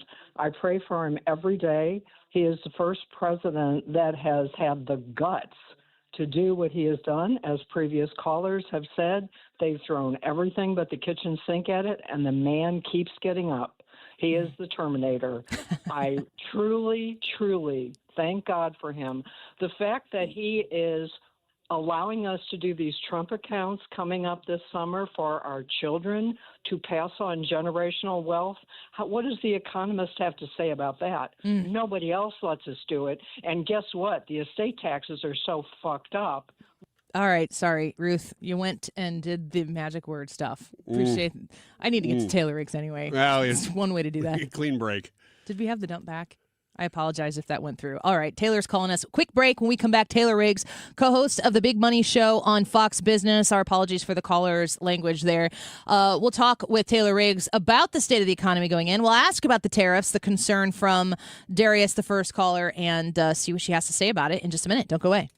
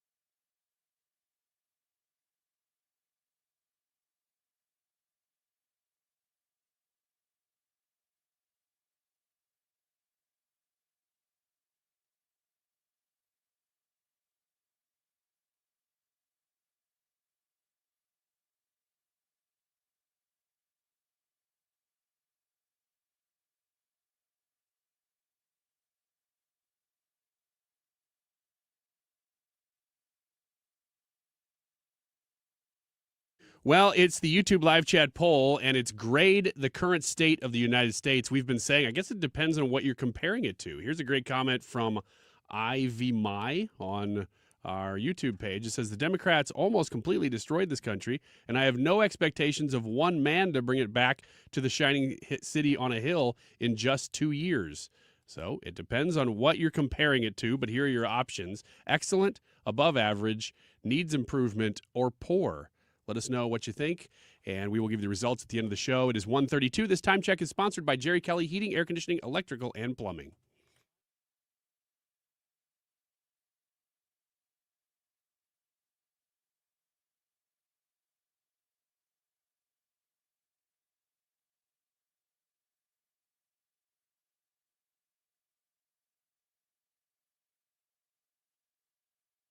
One of the things that we heard from President Trump on the campaign trail was this idea that he was able to really fixate on a topic like the economy and drive home why it is that he cared so much about it and why he thought he could do a better job. This is also his detriment, because when he goes up there now, he doesn't want to talk about the economy. He doesn't want to talk about cost of living. He knows how people feel. He wants to talk about other things that he's doing, like the positives he feels he's doing when it comes to immigration. That's not what people want to hear. So the more they hear about that, the angrier or more frustrated they get that they're not hearing about what he's doing on the economy. He himself wants to focus on anything but. Kristen Holmes on CNN suggesting that the president doesn't want to talk about the economy, which is interesting because I hear the president talk about how on fire our economy is all the time. So maybe we have a misunderstanding of what the economy is actually doing. That's why we talk to experts, because I am not one. I'm just a talker. Taylor Riggs, however, the co-host of the Big Money Show on Fox Business on X at Riggs Report, is an expert, and we're grateful she's here. Taylor, thanks for being with us today. Thanks for having me. Of course. Can you just give us a little bit of your thoughts on the state of the economy a year into this administration? A lot of different things put into place, policy-wise, executive order-wise, even through legislative processes. How is the economy doing right now, a year after the president takes over? Yeah, I think similar to your soundbite in the beginning, a mixed bag. Overall, a positive, much better than expected. The latest Atlanta Fed GDP Now tracker is showing that GDP the first quarter is looking like 3.1%. So that is good. We're starting to see an acceleration, perhaps maybe after a bottoming out during the government shutdown of around November and December. And that tracks with Bank of America data when they track payments that are coming into bank accounts and payments that are going out. They're seeing within consumer spending a bottoming out in November, December, and a little bit of a pickup so far this year. So all of that tracks. I think some of the highlights, like the Big Beautiful Bill Act, all of the 100% expensing on factory floors, you're starting to see that show up in the data. We talked about manufacturing jobs that were finally positive in the last month's employment report. Construction has started to bottom out and turn around. So there are a lot of positives. I think the president will tout, of course, the Trump accounts, right? Setting up the next generation to be better off than the current generation. And if you grow that account, we can talk about housing affordability, all of the things that you can do with that money if you're invested in the American stock market. But the things that are still very much a headwind are just general affordability. I mean, there were 71 components within the CPI where you actually had prices falling. And that's eggs and that stuff that's included in that. But I think overall, Americans still don't feel like things have gotten a lot better in terms of prices. So I think it's important to talk about all of the legislative wins, all of the setting of the foundation of 2025 that lays out the strong groundwork for the economy to take off in 2026, but also acknowledge that things still feel a little icky. Prices still feel high. Consumers still feel like things are affordable. There are some challenges in this economy. And so I think that's sort of like the line that he may toe tonight. Fox Business co-host of the Big Money Show, Taylor Riggs, speaking with us right now on the Annie Fry Show. I think that it's incredibly important for him to say we've had successes, but we're just getting started, so that people don't think I think it rings very hollow to hear everyone be like, oh, we've done so much good for you. Everything is great. And you're sitting here thinking, I've got 4 kids myself, a family of 6. It's hard to afford the things that we used to be able to afford.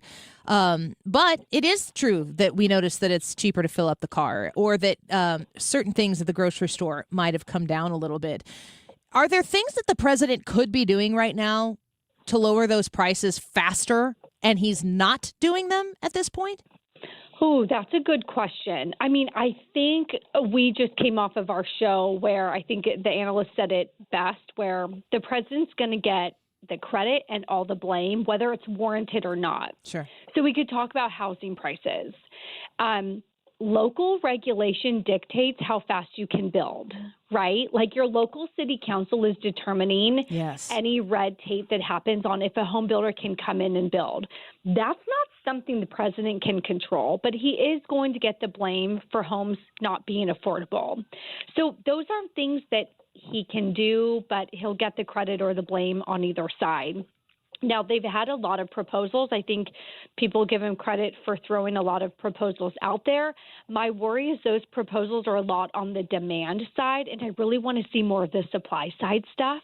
But there are things that we could do. One thing that we talked about in the program today is if I cut the capital gains tax on your house, then you'd be more likely to sell at a lower price because you'd be keeping more of that money.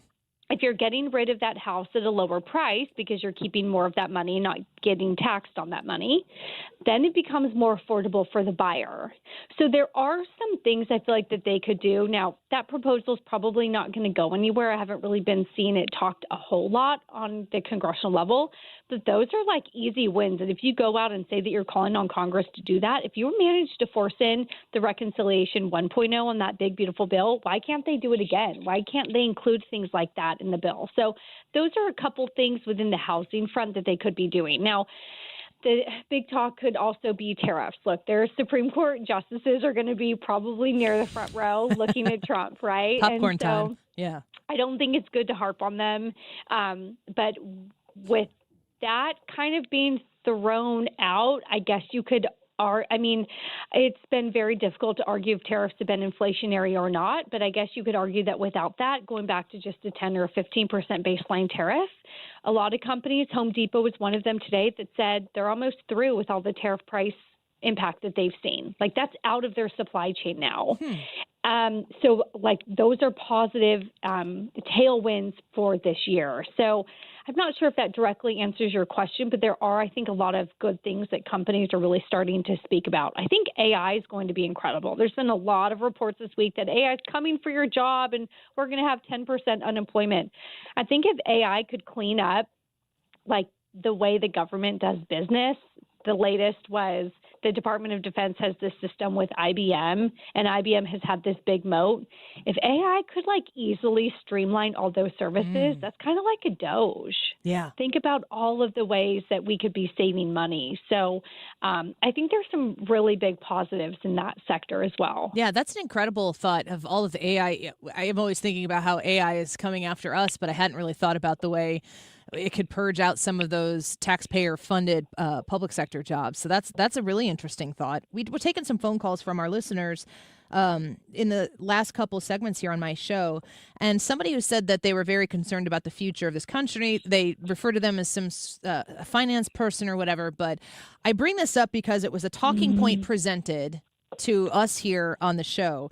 They said that 90% of the tariffs are being paid by the consumer. And I'm just curious, Taylor Riggs of Fox Business, if that's a statistic that you at Fox Business, if you know where that comes from, if it's accurate, if you can give us some context. Well, so it depends on who you ask. I mean, sure, there's a study. Does it depend on who you vote for? Because that's the way it kind of feels that way. Well, and the San Francisco Fed has a study that came out that says the opposite. The tariffs are not inflationary. They're deflationary because it's a demand shock.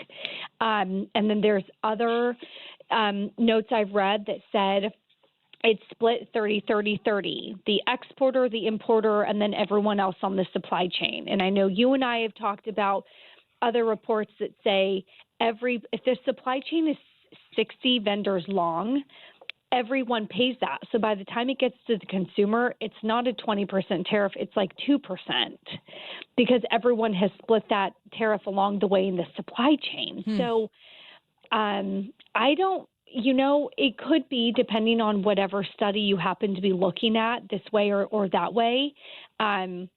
But overall, inflation hasn't gone up. The rate of inflation is actually much lower now than it was during Biden. So if tariffs were this massive inflationary issue, we're not seeing it at all in the data. That's interesting. Taylor Riggs speaking with us right now. Last question before we let you go. Very grateful for your time today with us here on our show.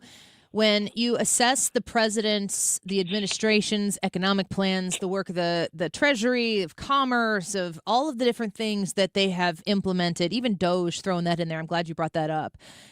What's your assessment of the longevity of this president's economic plan, in that some of this stuff, it seems like it's going to take some time in order for us to see really the true merits of the policies, even just the theory, the mentality of adding private sector jobs and getting rid of public sector jobs. I mean, these types of things, there's just a whole different approach to the economy from this administration, certainly compared to the last. Do we have to look long term before we'll ever really know if this economic policy is fruitful for the country? I know, I hate to say it to you, but yes. Remember how long it took for Reagan's policies to come through? It took like 3 years. But now we're so excited that we want it to take less than that, right? And so I think we caution viewers that it took a long time under Reagan. I think the frustrating thing is, the president did come out and say, like, day one, I'm going to drop your prices. And so now that's a talking point. And so everyone's like, wait, but you promised day one you were going to drop prices, and that hasn't happened. And so I think that's sometimes where the president's, exaggerations can sometimes come back to bite him, because people are holding him to his word. So it is going to take time, but as I mentioned at the top of the segment, a lot of the Big Beautiful Bill Act that went in last year, you're starting to see hints of that already. So that is good sign. But I think it is going to take years when we talk about reprivatizing and re-leveraging the private sector. Kevin Warsh has talked very similarly about that, the nominee for the Fed chair. He wants to reprivatize bank balance sheet so that the Federal Reserve's balance sheet goes back to, what is it now, $6 trillion. Pre-financial crisis, it was less than $1 trillion. Those are all things that take time.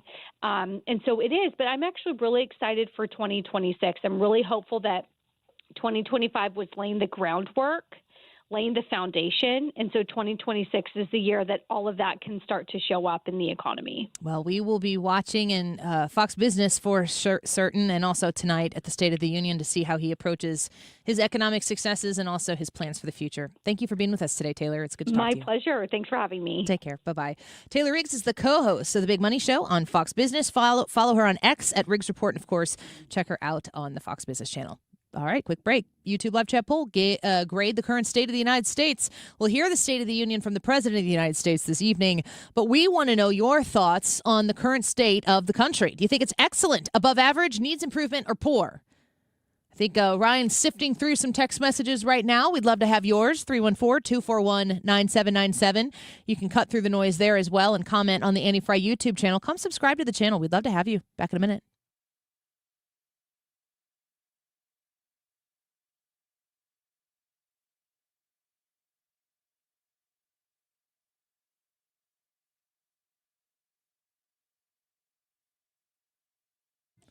HomeshieldFoundationRepairs.com. I was talking to you a little bit earlier about the water basement issue that you might be facing, but there's a lot of different things that Home Shield Foundation Repair can help you with. It's not just that leaky basement, but it certainly is that leaky basement. I know a lot of people starting to think March is coming here. Spring is upon us. You're going to start getting the outside ready to be enjoyed. Oh, I can't wait for it.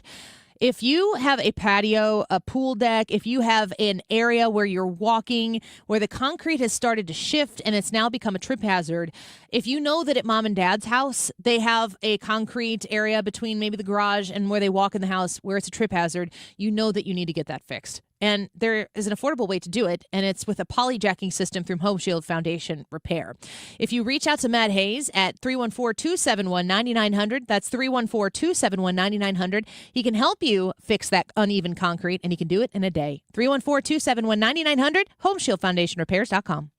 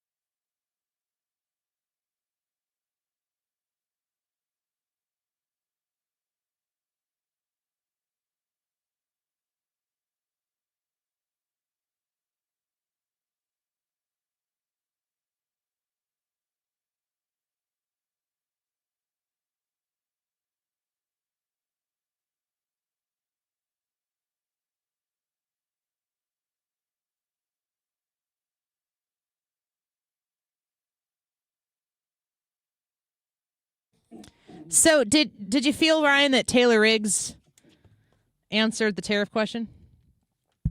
Yeah. Well, she talked about the supply chain absorbing a lot of it, which I think is probably the most obviously true answer, and but not sugarcoating it enough to say there's no price passed on to the consumer either. It's just that by the time it gets to you, it's been absorbed by several different entities along the way. I asked a friend of mine who does not like this president and generally votes Democrat and is very interested in politics about part of the tariff negotiation being onshoring production, that's an incredibly important part of this.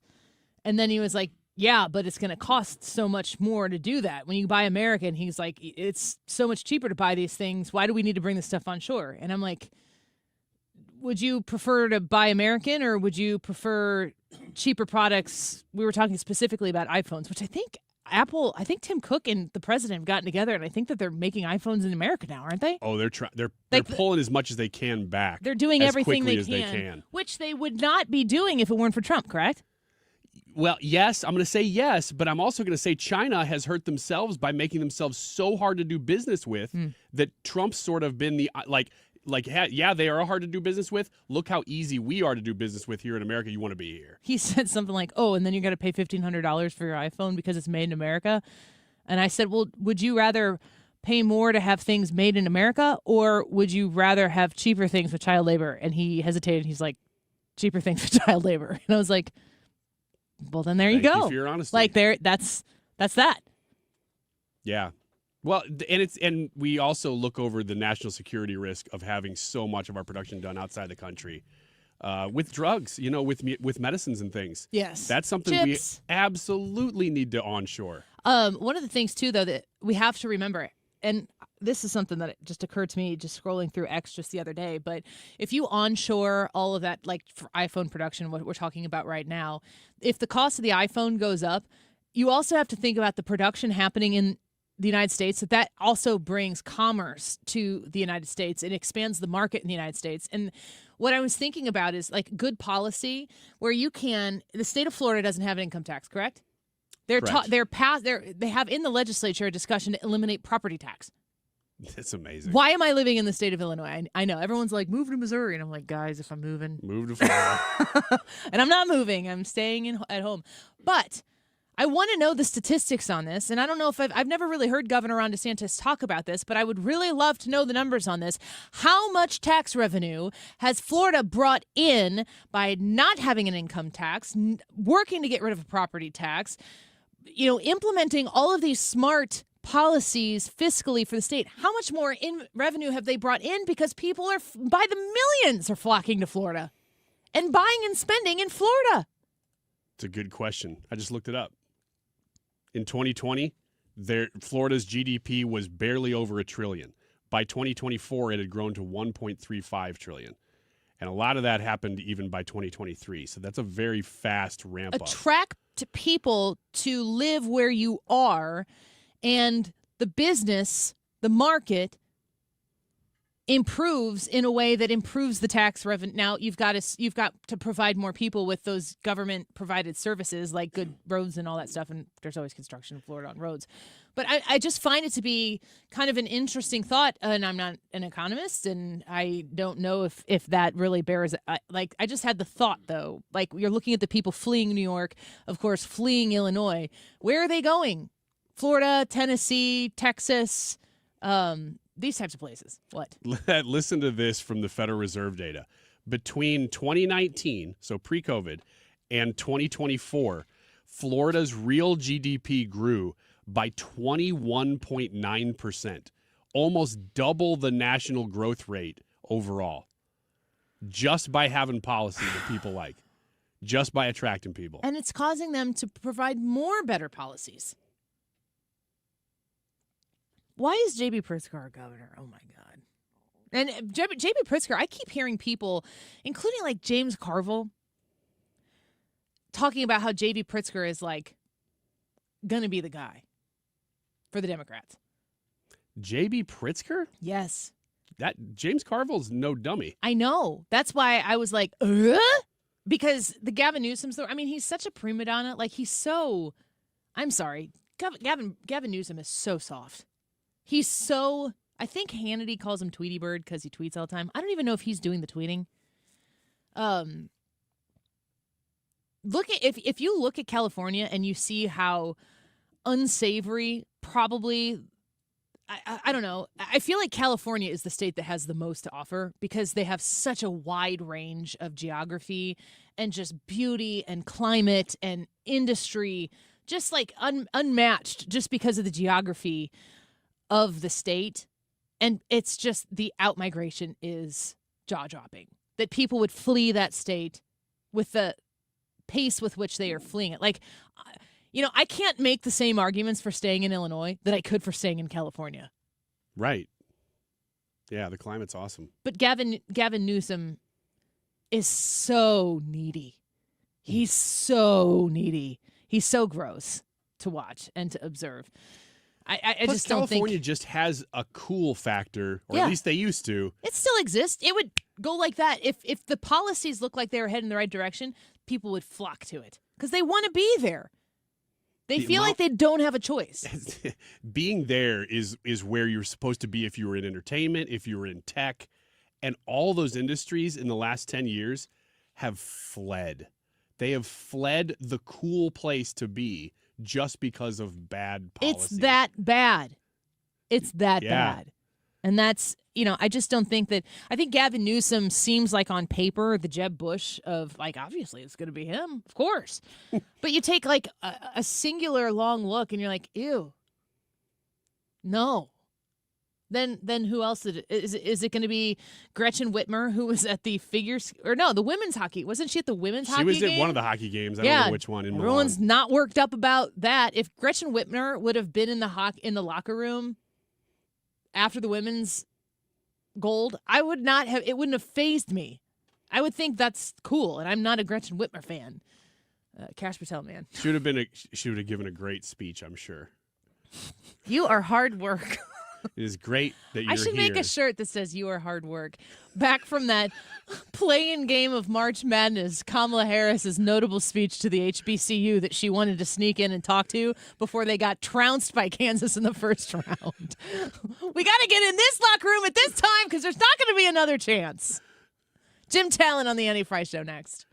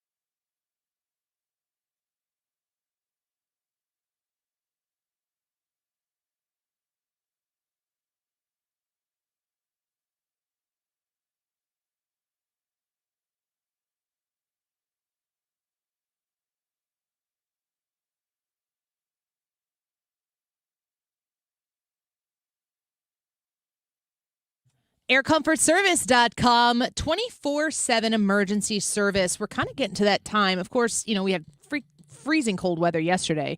And we're getting into that springtime soon where maybe it's going to be icky outside. You worry about the power surges and something doesn't work right with your HVAC system. You want to make sure that you have it taken care of. I would encourage you to consider the maintenance plan at Air Comfort Service so that you know that it is in good working order before anything crazy happens.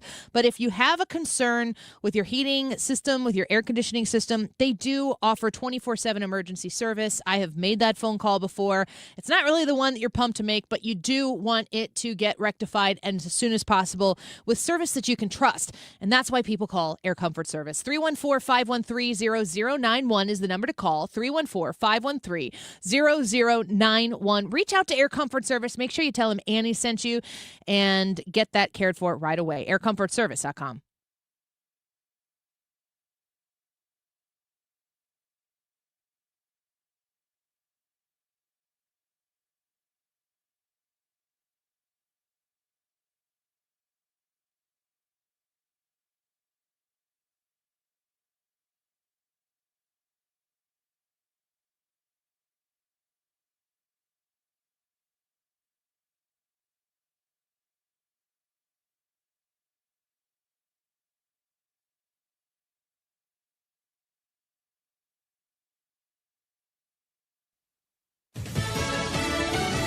The president has a message for Americans. On Lisa Brady, Fox News. He's expected to focus on the economy during tonight's State of the Union address, making the case that Republicans can best address cost of living concerns. You're going to hear the president tout his signature tax cuts that every single Democrat in Congress voted against. No tax on tips, overtime, no tax on Social Security. Spokeswoman Caroline Levitt also pointing to lower mortgage rates. The economy is what Americans want him to focus on, according to the latest Fox News polling, which also has him sitting at about 44% approval rating. That is also about where other second-term presidents like Obama and Bush were at in their midterm points, too. Trump also expected to highlight border security, one of his strongest polling issues. Fox's Aisha Hasni at the White House. Democrats still protesting immigration enforcement crackdowns they say got out of control, pushing for ICE reforms as a partial shutdown of Homeland Security funding continues. Around 50 Democrats formally announced they are bowing out of tonight's speech. Dozens are attending alternative events. One of the Democrats' protests is called the People's State of the Union. Another is titled State of the Swamp. Fox's Chad Pergram on Capitol Hill. A key ruling today in the case against Charlie Kirk's suspected killer. Accused killer Tyler Robinson's defense team wanted the prosecution dumped from the Charlie Kirk murder case. That the case was tainted by a lead prosecutor's child being at Utah Valley University September 10th when Charlie Kirk was shot. That the child texted the parent about what was happening, with the judge, Tony Groff, ruling because the defendant has not established a factual basis for a finding of conflict of interest or an objective appearance of impropriety rising to a constitutional concern, his motion is respectfully denied. Prosecutors are seeking the death penalty for Tyler Robinson, with other motions in the case still outstanding. Fox's Jeff Manasso. America is listening to Fox News. All right, fellas, 2 words for you. Prostate exam. Did your butt just clench up? Are you imagining the finger right now? Well, you can relax. Prostate cancer screening starts with a simple, finger-free blood test. Around 1 in 8 men in the United States will be diagnosed with prostate cancer in their lifetime. But that's no reason to reclench. When caught early, at localized or even regional stage, prostate cancer can have over a 99% 5-year relative survival rate. Did your tight end just relax? Good. If you're 40 or older and have a prostate, visit RelaxIt'sABloodTest.com to find out if a PSA blood test is right for you. The PSA blood test can be the first step in screening. Talk to your doctor to evaluate your risk, determine when to get tested, and discuss screening options and next steps. That's RelaxIt'sABloodTest.com. Sponsored by Novartis.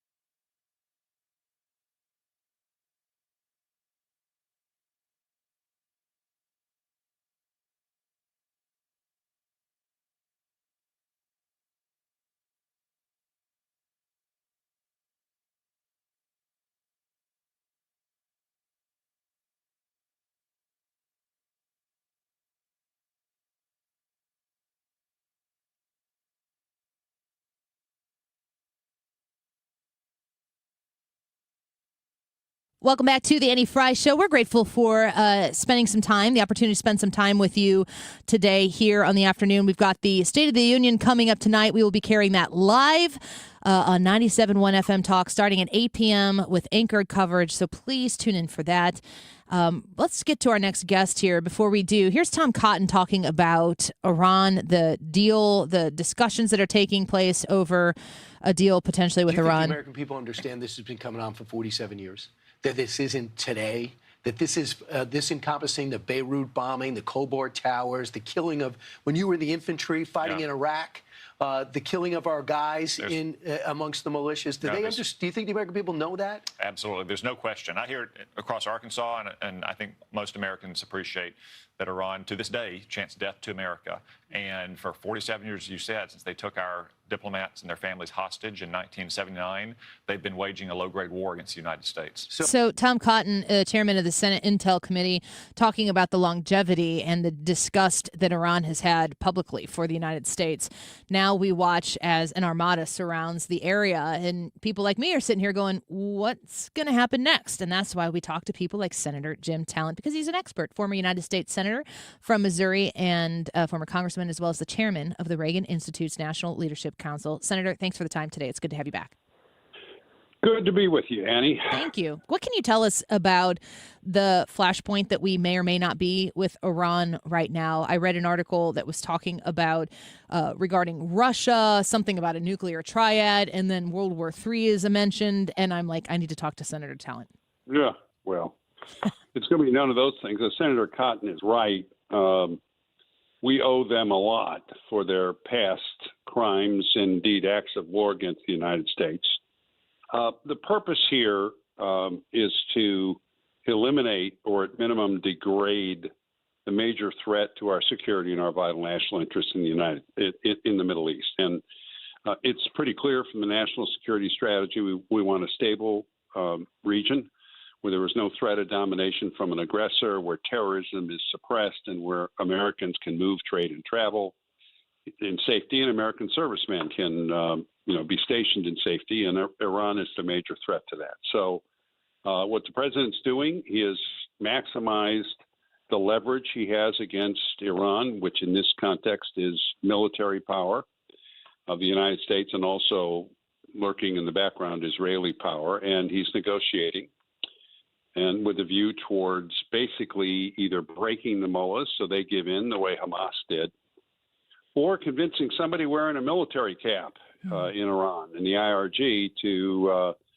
push Khomeini aside and make a deal with the United States. Failing that, we're going to attack, and I think we're going to go after primarily their ballistic missiles and their missile infrastructure, the infrastructure by which they build, and which will then, the effect of that is going to be to substantially defang whatever power Iran has left. That's what I think is going to happen. I'm reading from a Fox News headline right now from a story from Michael Dorgan posted in the last couple hours. Iran nears China anti-ship supersonic missile deal as United States carriers mass in region. Is there an alliance strengthening, maybe not forming, but strengthening right now between Iran, China, Russia, one that would be a significant threat to the United States? Yeah, Iran has already been very close to Russia, supplying them with a lot of drones. There's been a lot of mutual support, and they've been selling a lot of their oil to China. I don't think the Chinese are going to get involved in this. I don't think they can project power in that fashion, and I don't think Iran is capable of developing supersonic missiles, and certainly they won't be after we finish with them in the next couple of weeks. So not overly concerned about that, but yes, Iran's been inviting China into the region, and it's an outpost to Chinese influence. Another reason to get the regime either to play ball or to, alter.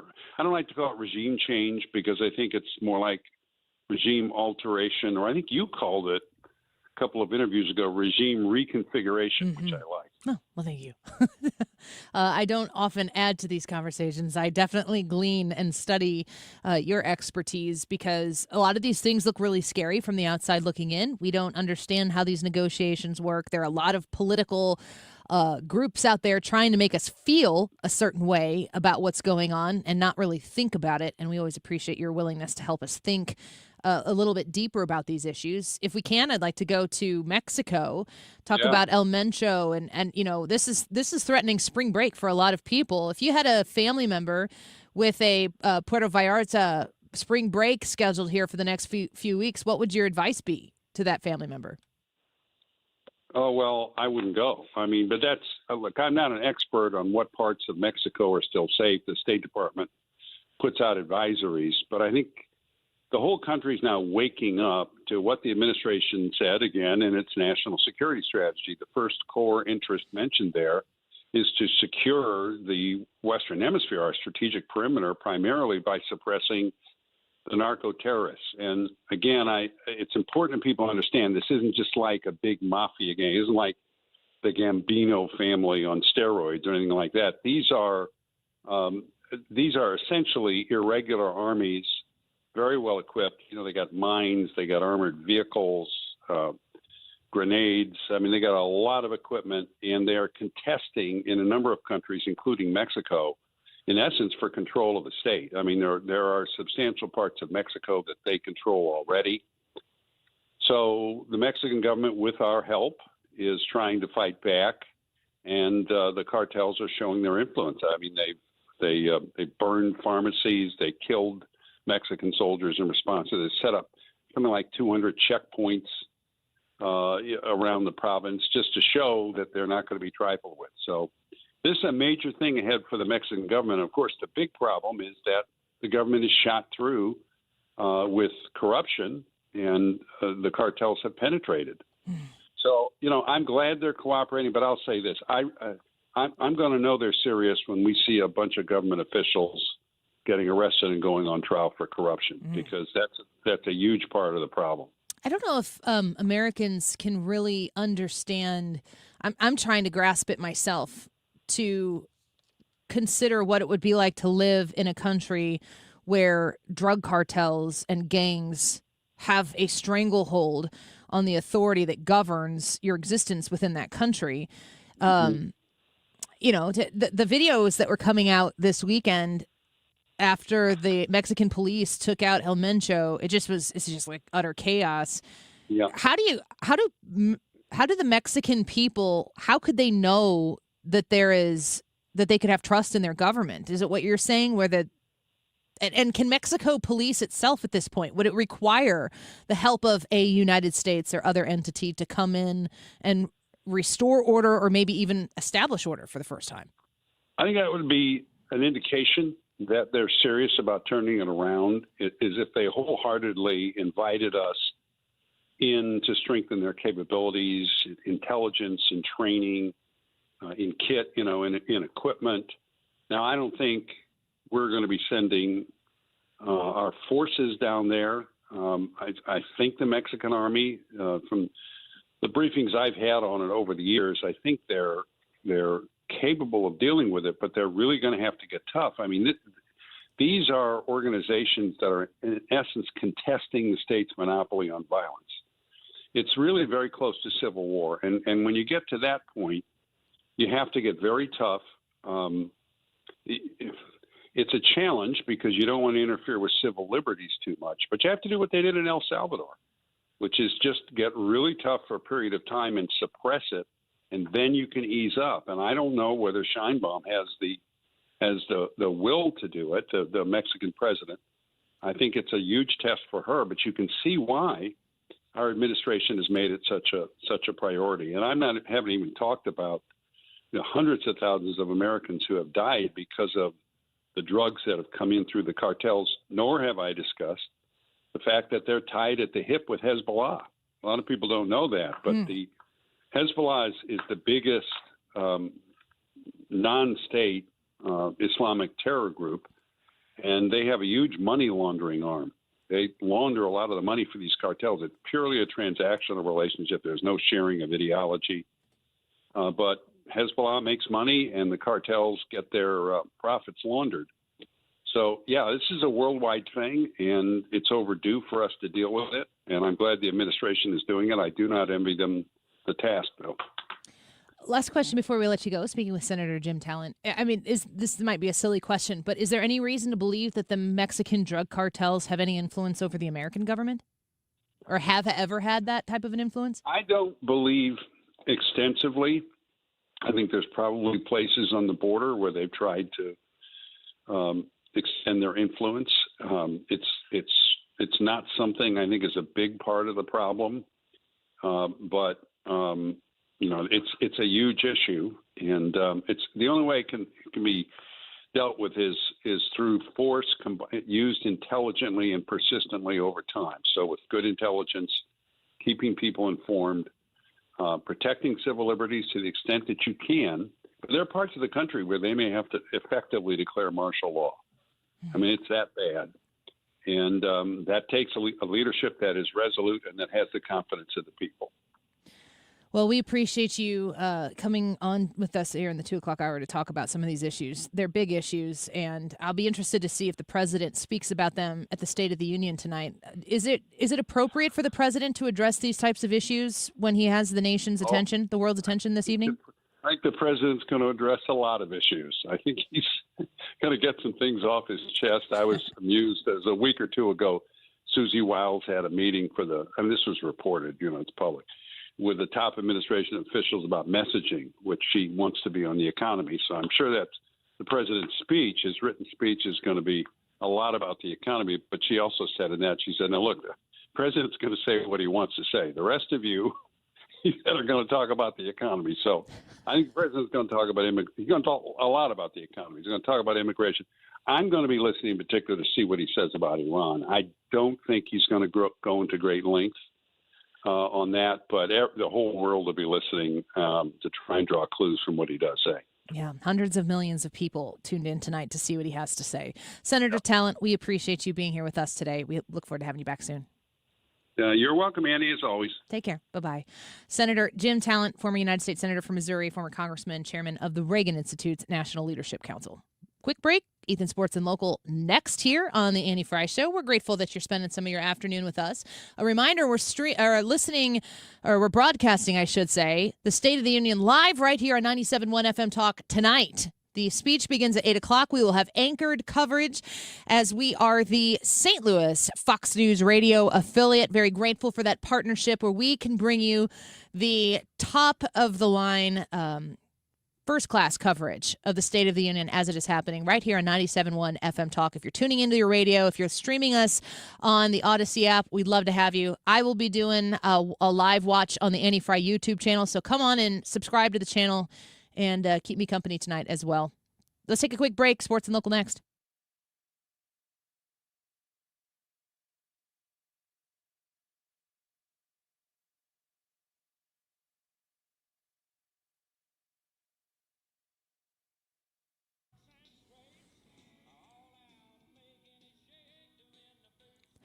Stewart's American Mortgage, you know him as the Bagel Loan guy, of course, and I want to explain why the Bagel Loan is special and, of course, remind you that the Bagel Loan is only available from Stewie at Stewart's American Mortgage. A Bagel Loan is what Stewie has named the mortgage that you can get that comes with no dollars in closing costs. You don't have to pay anything. Stewie at 314-324-4440. That's a direct line to him. You can text it. You can call it 314-324-4440. Can explain in great detail, if you so choose, how the Bagel Loan works. I've used it twice myself to refinance my home. First time I did it was just a simple refinance and significantly lowered my interest rate. The second time I lowered my interest rate and I took some cash out, the equity out of my house to do some home improvement and fix the deck on the back of my home. If you're interested in a brand new mortgage for a new home you're looking to purchase or a refinance to improve the current mortgage situation that you're in, Stewie is waiting for your phone call or your text, 314-324-4440. Google the Bagel Loan for more information. NMLS number 226715.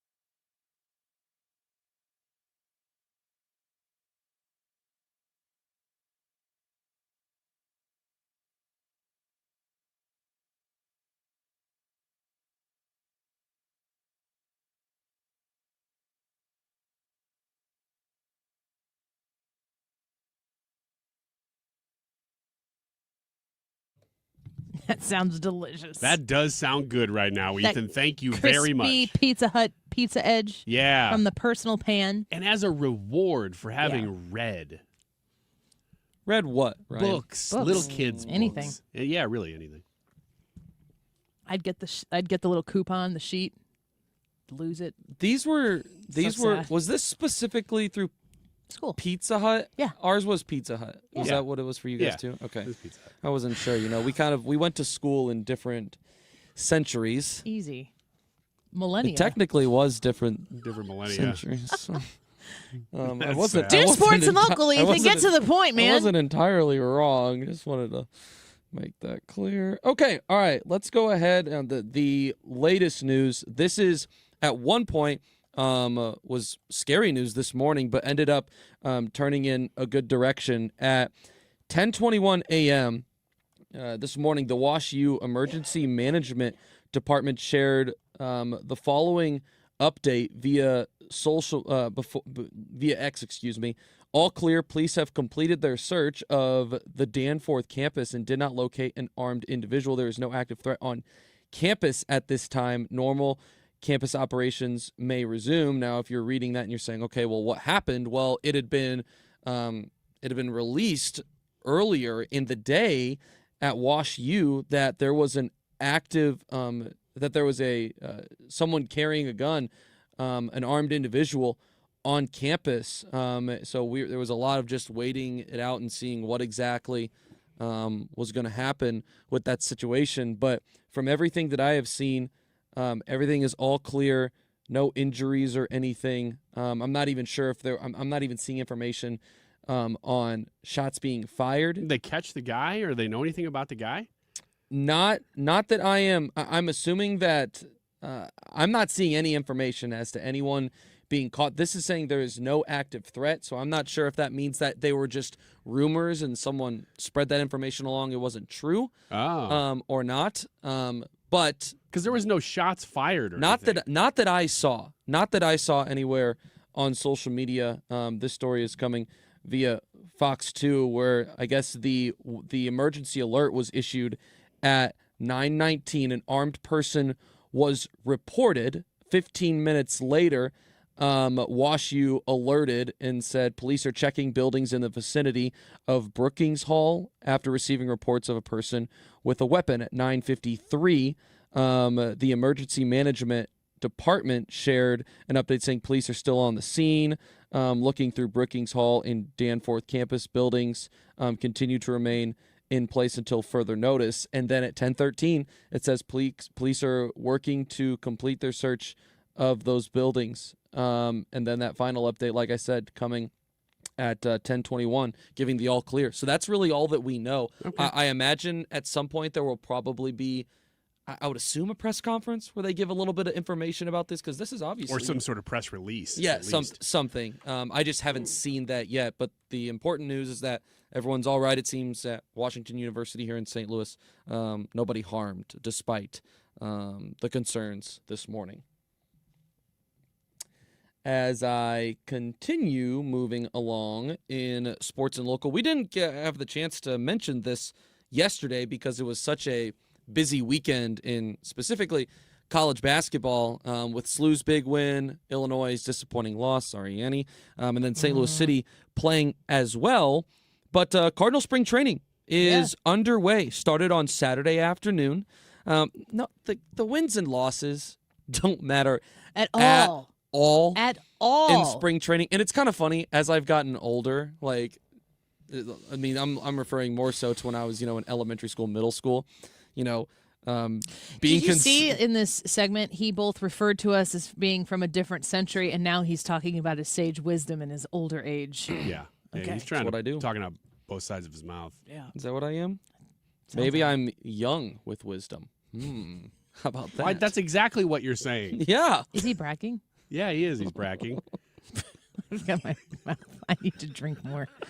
And by that, I mean alcohol. Exhibit A of why you do not Wouldn't it be fun if during Ethan's segments we just booze? We just say every time Ethan says sports and local. Ryan basically does that every I got single an day. email yesterday, or I got a Facebook message from someone who says that we're not respectful enough of Ethan during this segment. Oh, that is true. a fact. It's 100% true. That I agree with that. They were not happy. Caller. And I said, I appreciate your criticism. What percentage of my And here we are sentences doing get it again. interrupted just like that? I'm sorry. I would say at least 60. In honor of reading your feedback Mm-hmm. and taking it seriously, I will not interrupt or say anything in Ethan's segment until it's over. You'll have to hand it back to me when you're done. Are we good? All right. Heck no. Well, I'm That's talking a about me. terrible idea. Because I respect what the listeners have to say. You just want to take a segment off. That's kind of what I'm hearing, too. Just thought it was mutually beneficial. I'm No. out. I'm out. Go. The Cardinals are 2-1 to start off the spring. Here's why that Annie's doesn't cheering. matter. She can't even say anything. Here's why that doesn't matter. In 2023, did you guys know that the Cardinals won the Grapefruit League spring training title? They had the best record. No. And following that spring training, they ended up only winning 71 games in 2023. I wish Annie could say something about that. Me too. Have been a couple of notable performances. Starting pitching has looked good in their first time through. Matthew Liberatore has thrown. Michael McGreevy, Kyle Leahy, some of the notable guys that have looked pretty good in their early starts. Like I said, there's not that much to take away from this. This is guys just starting to ramp up, get back into the routine of playing games. It's been a little while. So we also saw one of the Cardinals' top prospects, Raynel Rodriguez, have a good outing the other day. So I know a lot of fans are excited about him. He's only 18 years old. He's 19 years old, excuse me, and he is already a top 30 prospect in baseball. So a lot of people are really excited about him. That's the first time I've ever heard his name. Yeah, because you're a basic fan. And Yes, I am. we provide, in large part, the basic information because I know if I go too in-depth, I'll probably lose used listeners. to love the offseason and the trade rumors. I used to look at MLB trade rumors all the time. I have lost that interest. It was a fun offseason for it, but it was on the opposite side where you were selling pieces rather than buying pieces, and that can certainly play also, a I'm big talking role about in 10 that. years ago. This isn't recent. That's very fair. That's very fair. So the Cardinals do play today, but they play later today. 5:05 start for a spring training game is a really odd time, but they are playing the Washington Nationals early this evening. Granite City leaders recently met and discussed the potential for large-scale data centers during a city council meeting that occurred last week. The session came as officials have been considering changing zoning rules that could allow the facilities to operate in heavy industrial areas while data centers have been on the agenda. City officials have emphasized that no formal project yet has been submitted for approval. I know we discussed this a couple of months ago now, guys, when there was a lot of talk that St. Charles could be was getting kind of close, it seemed like, they could be getting approval, and there was a lot of pushback from citizens in the area. It seems like Granite City is trying to hop on that bandwagon. Annie, I know that we have are supposed to be having a guest on to discuss some of these things pretty soon, but it's not just the Missouri side. This is kind of all over the greater St. Louis area. It seems like there's interest in these data centers being built. We did a poll on it last Friday, and it was like, do you support data centers? And the large majority of people said yes, but it depends on location. I don't think we know. I think there are some people who have researched it and studied a lot, but I think most people don't know much about them. And so you're naturally going to be averse to things you don't understand, which is why we're working on getting that guest on to talk about it. But, I mean, it's going to be, in 10 years from now, this is going to be like yesterday's Old news. news. Not, I don't mean that facetiously. Technology is just going to continue to advance. Yeah, I mean, they'll be around us Yeah. and it'll be a normal thing, but we just don't know what we don't know right now. Listen to me, Granite City. You don't dare put one near Wilson Park. He's using his big boy voice. That's a gem of a place. I don't care what you say. You don't put data centers in Wilson Park. Put them out on Route 3. Why does he kind of have like a Western Psychotic accent, look on his like face? He's a cowboy. It's because you don't know what he's going to do. He's just enough crazy. He's a wild. Just enough crazy to put a data center on Route 3 behind the Aldis. One more story, Annie?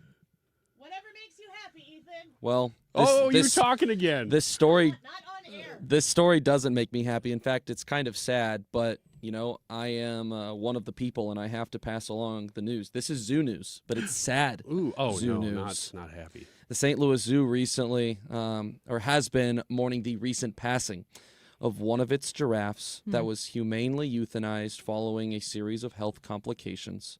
According to the zoo, 15-and-a-half-year-old Ella dealt with chronic arthritis.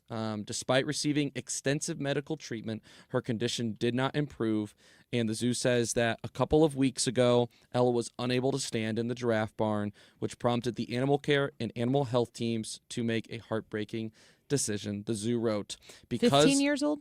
15 and a half years old, yes.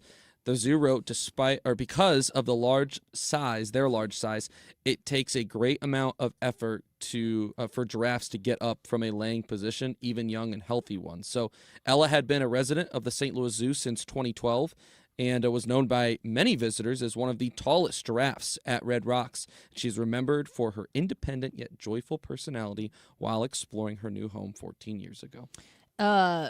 Quick Google search says giraffes generally live for about 20 to 30 years. Average lifespan of roughly 25 years in the wild. So it was a young giraffe. Young. I'm glad that they did it humanely. Does it say that there are some zoos who do not? It does not. Okay. You could just turn his microphone off and put that music up, Ethan, and break time. Just keep sending me the emails, people, on your thoughts on Ryan local. Specifically. No, Text Ryan at 314-241-9797 and give him a review, would you? Please? X's and Y's on the Annie Fry Show, where we ask questions like, why are boys like that? We'll answer when we come back.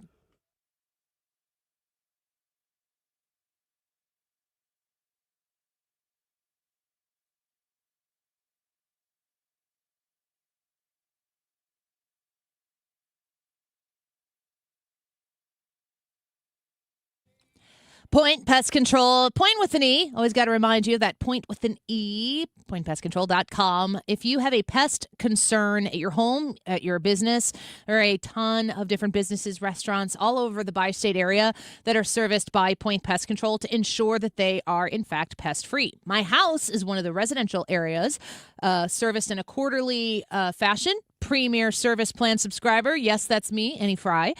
I appreciate that they keep our home pest free. And if I were to see any sorts of spiders or any sort of pests in our house at any time, I call that 636-798-0023 number that I'm telling you to call, and they will come out because I'm a Premier Service Plan subscriber and take care of the issue right then and there.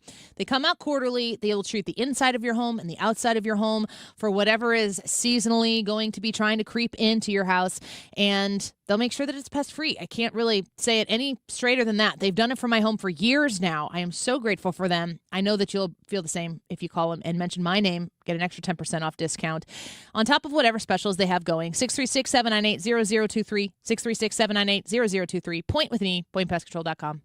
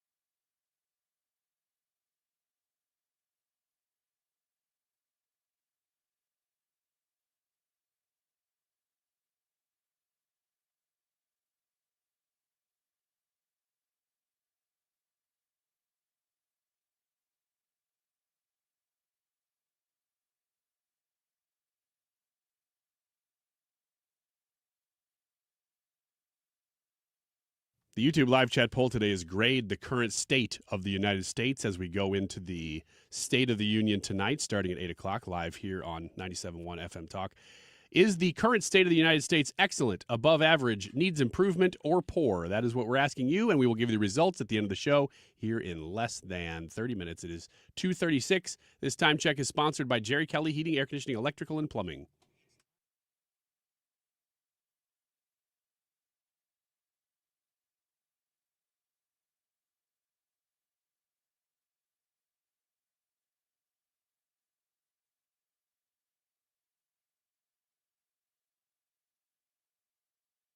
Okay, so we're going to just generally have conversations across the 1, 2, count them 2 genders.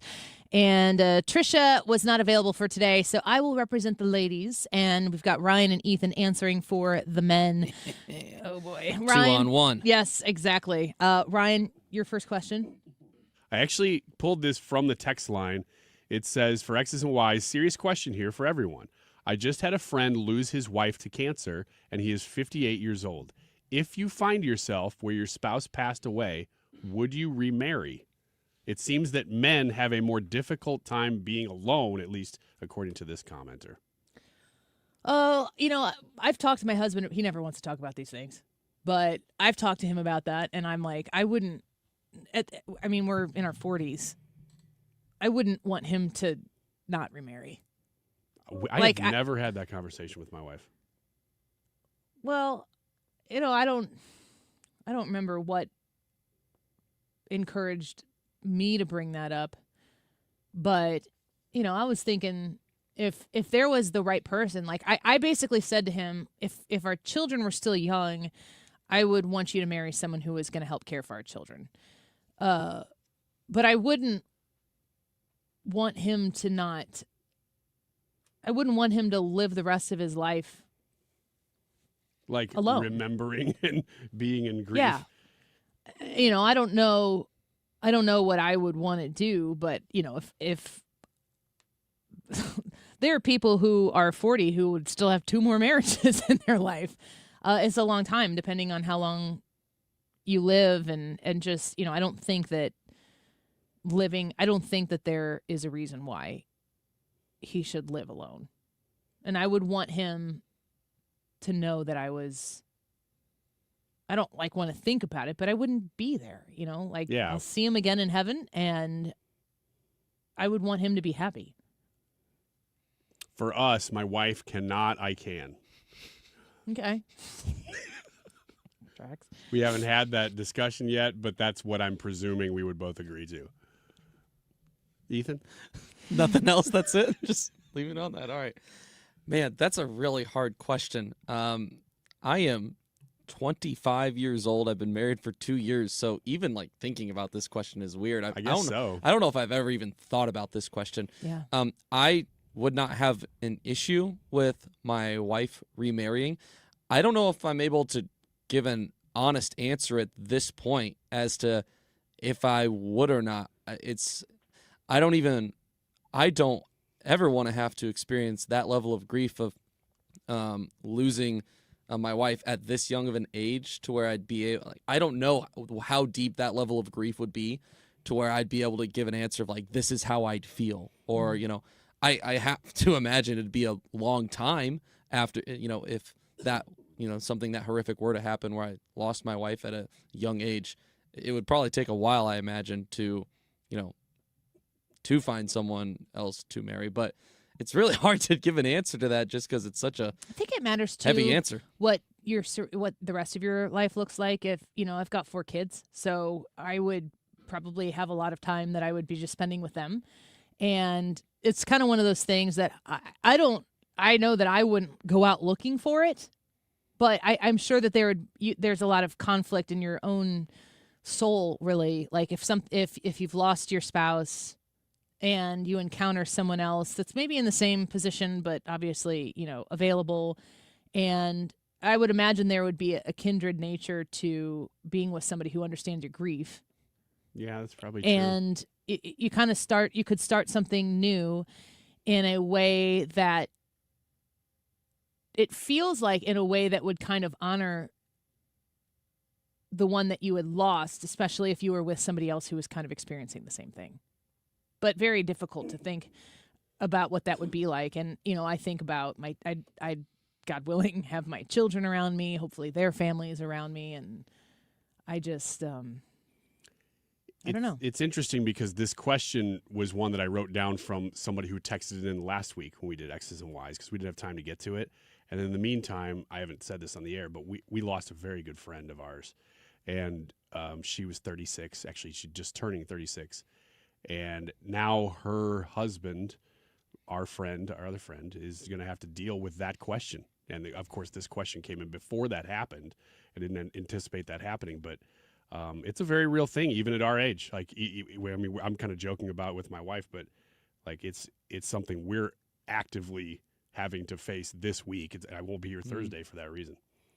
Yeah, and you don't think about that. The story with your family, your family's friends, is just, it's gut wrenching, and it's kind of like, it's one of those things that just viscerally you pull away from it, and you're like, okay, it happened, but I don't want to.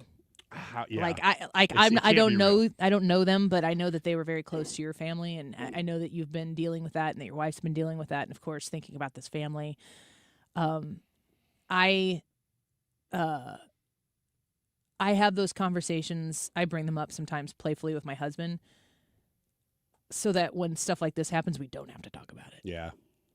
Like if you bring that up with your wife right now, which maybe it will come up or maybe not, whatever, but that carries a whole different weight than if we're on a road trip and I'm like, hey, if I die, are you going to marry somebody else? Right. Would it be her right there? Yeah. Yeah. She's pretty. What about her? She's pretty?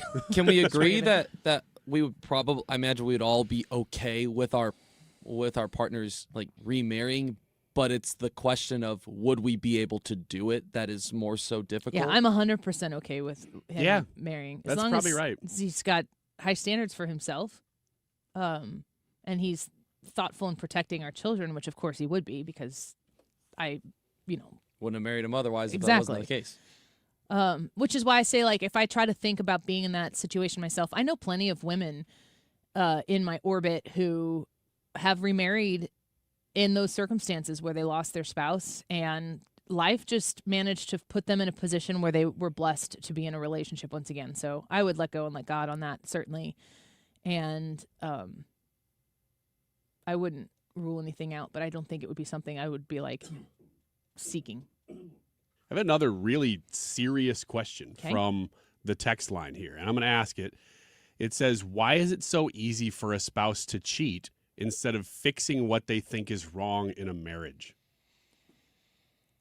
Why is it easy? Why is it so much easier to cheat instead of fixing what they think is wrong? I don't know if this is gender specific. No, it's not. It's probably not gender specific, but I think the answer is pretty easy, because if you're choosing to cheat, you're just choosing to satisfy 100% yourself in a moment. You want to try to dive deep into fixing problems that are probably super deeply rooted in the relationship.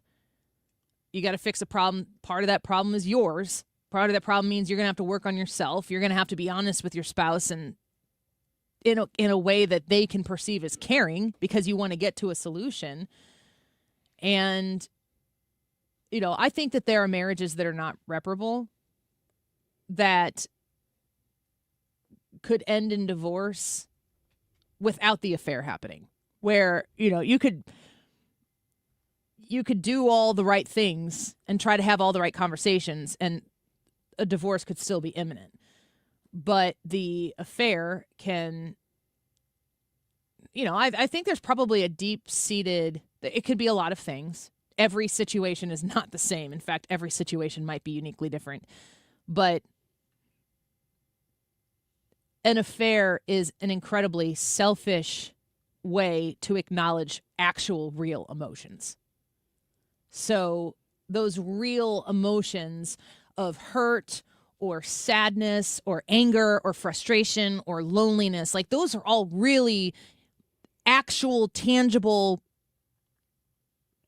things that need to be addressed, that need to be fixed, that at the other end of it might all still end up in the divorce that is imminent. But an affair is a way to cover all of those things up for just a moment. For some self-gratification, yes, but maybe like some emotional gratification as well, that you can have this thing that is completely outside of all of the work that would be put into fixing a marriage. Or what might be even scarier is knowing that if you try to fix it, you still might fail. I would argue that also when marriages are built upon the principle that it's like it's a transaction, that like you're getting what you want out of it and I'm giving what I want out of it. If someone's like side isn't being fulfilled, if marriage is very like self-based, it's much easier when the other person falls short, like fails, like which people are going to do. People are going to fail. But when it's based around like what am I getting out of it and the other person's not providing that, I imagine the temptation becomes that much stronger to fill that somewhere else. But when your marriage is built around like loving the other person and serving them first, regardless of circumstance, then it's built on something deeper and greater. So I think a lot of it has to do with the foundations as to how you're viewing marriage in general. I also think that relationships are fun and exciting. Marriages are mostly hard. And, I can think of in my own marriage, next year will be 20 years for us, which just is crazy to think that we have been together, will have been together longer than we haven't. So we're about to cross over that line. But there are so many factors that enter into your relationship that challenge it. It's really just one after the other, over and over and over again. And you just have to pretty much keep choosing to keep in it. And, it's not anything for Jared and for me specifically. Challenges present themselves that would be presenting themselves if you weren't in a relationship of any kind whatsoever. But you've got double the challenges because you got double the people. And when you keep choosing each other, even when it's difficult, you kind of work that muscle a little bit and it gets stronger. And then you have to be willing to kind of move into that place where you're like, okay, this is going to be a difficult thing, but you just know that the other side, that the other person is working towards the same goal as you are. As soon as you don't understand exactly what the other person wants out of it, I think that's when things can get really, really troublesome. Let's do a couple more here when we come back, and we'll give you the results to today's poll. Please weigh in on the Annie Fry YouTube poll. Grade the current state of the United States. How do you feel about the country right now? Excellent, above average, needs improvement, or poor? Let's take a quick break. We'll get those responses to the poll when we come back, and a few more X's and Y's questions in just a minute. Don't go away.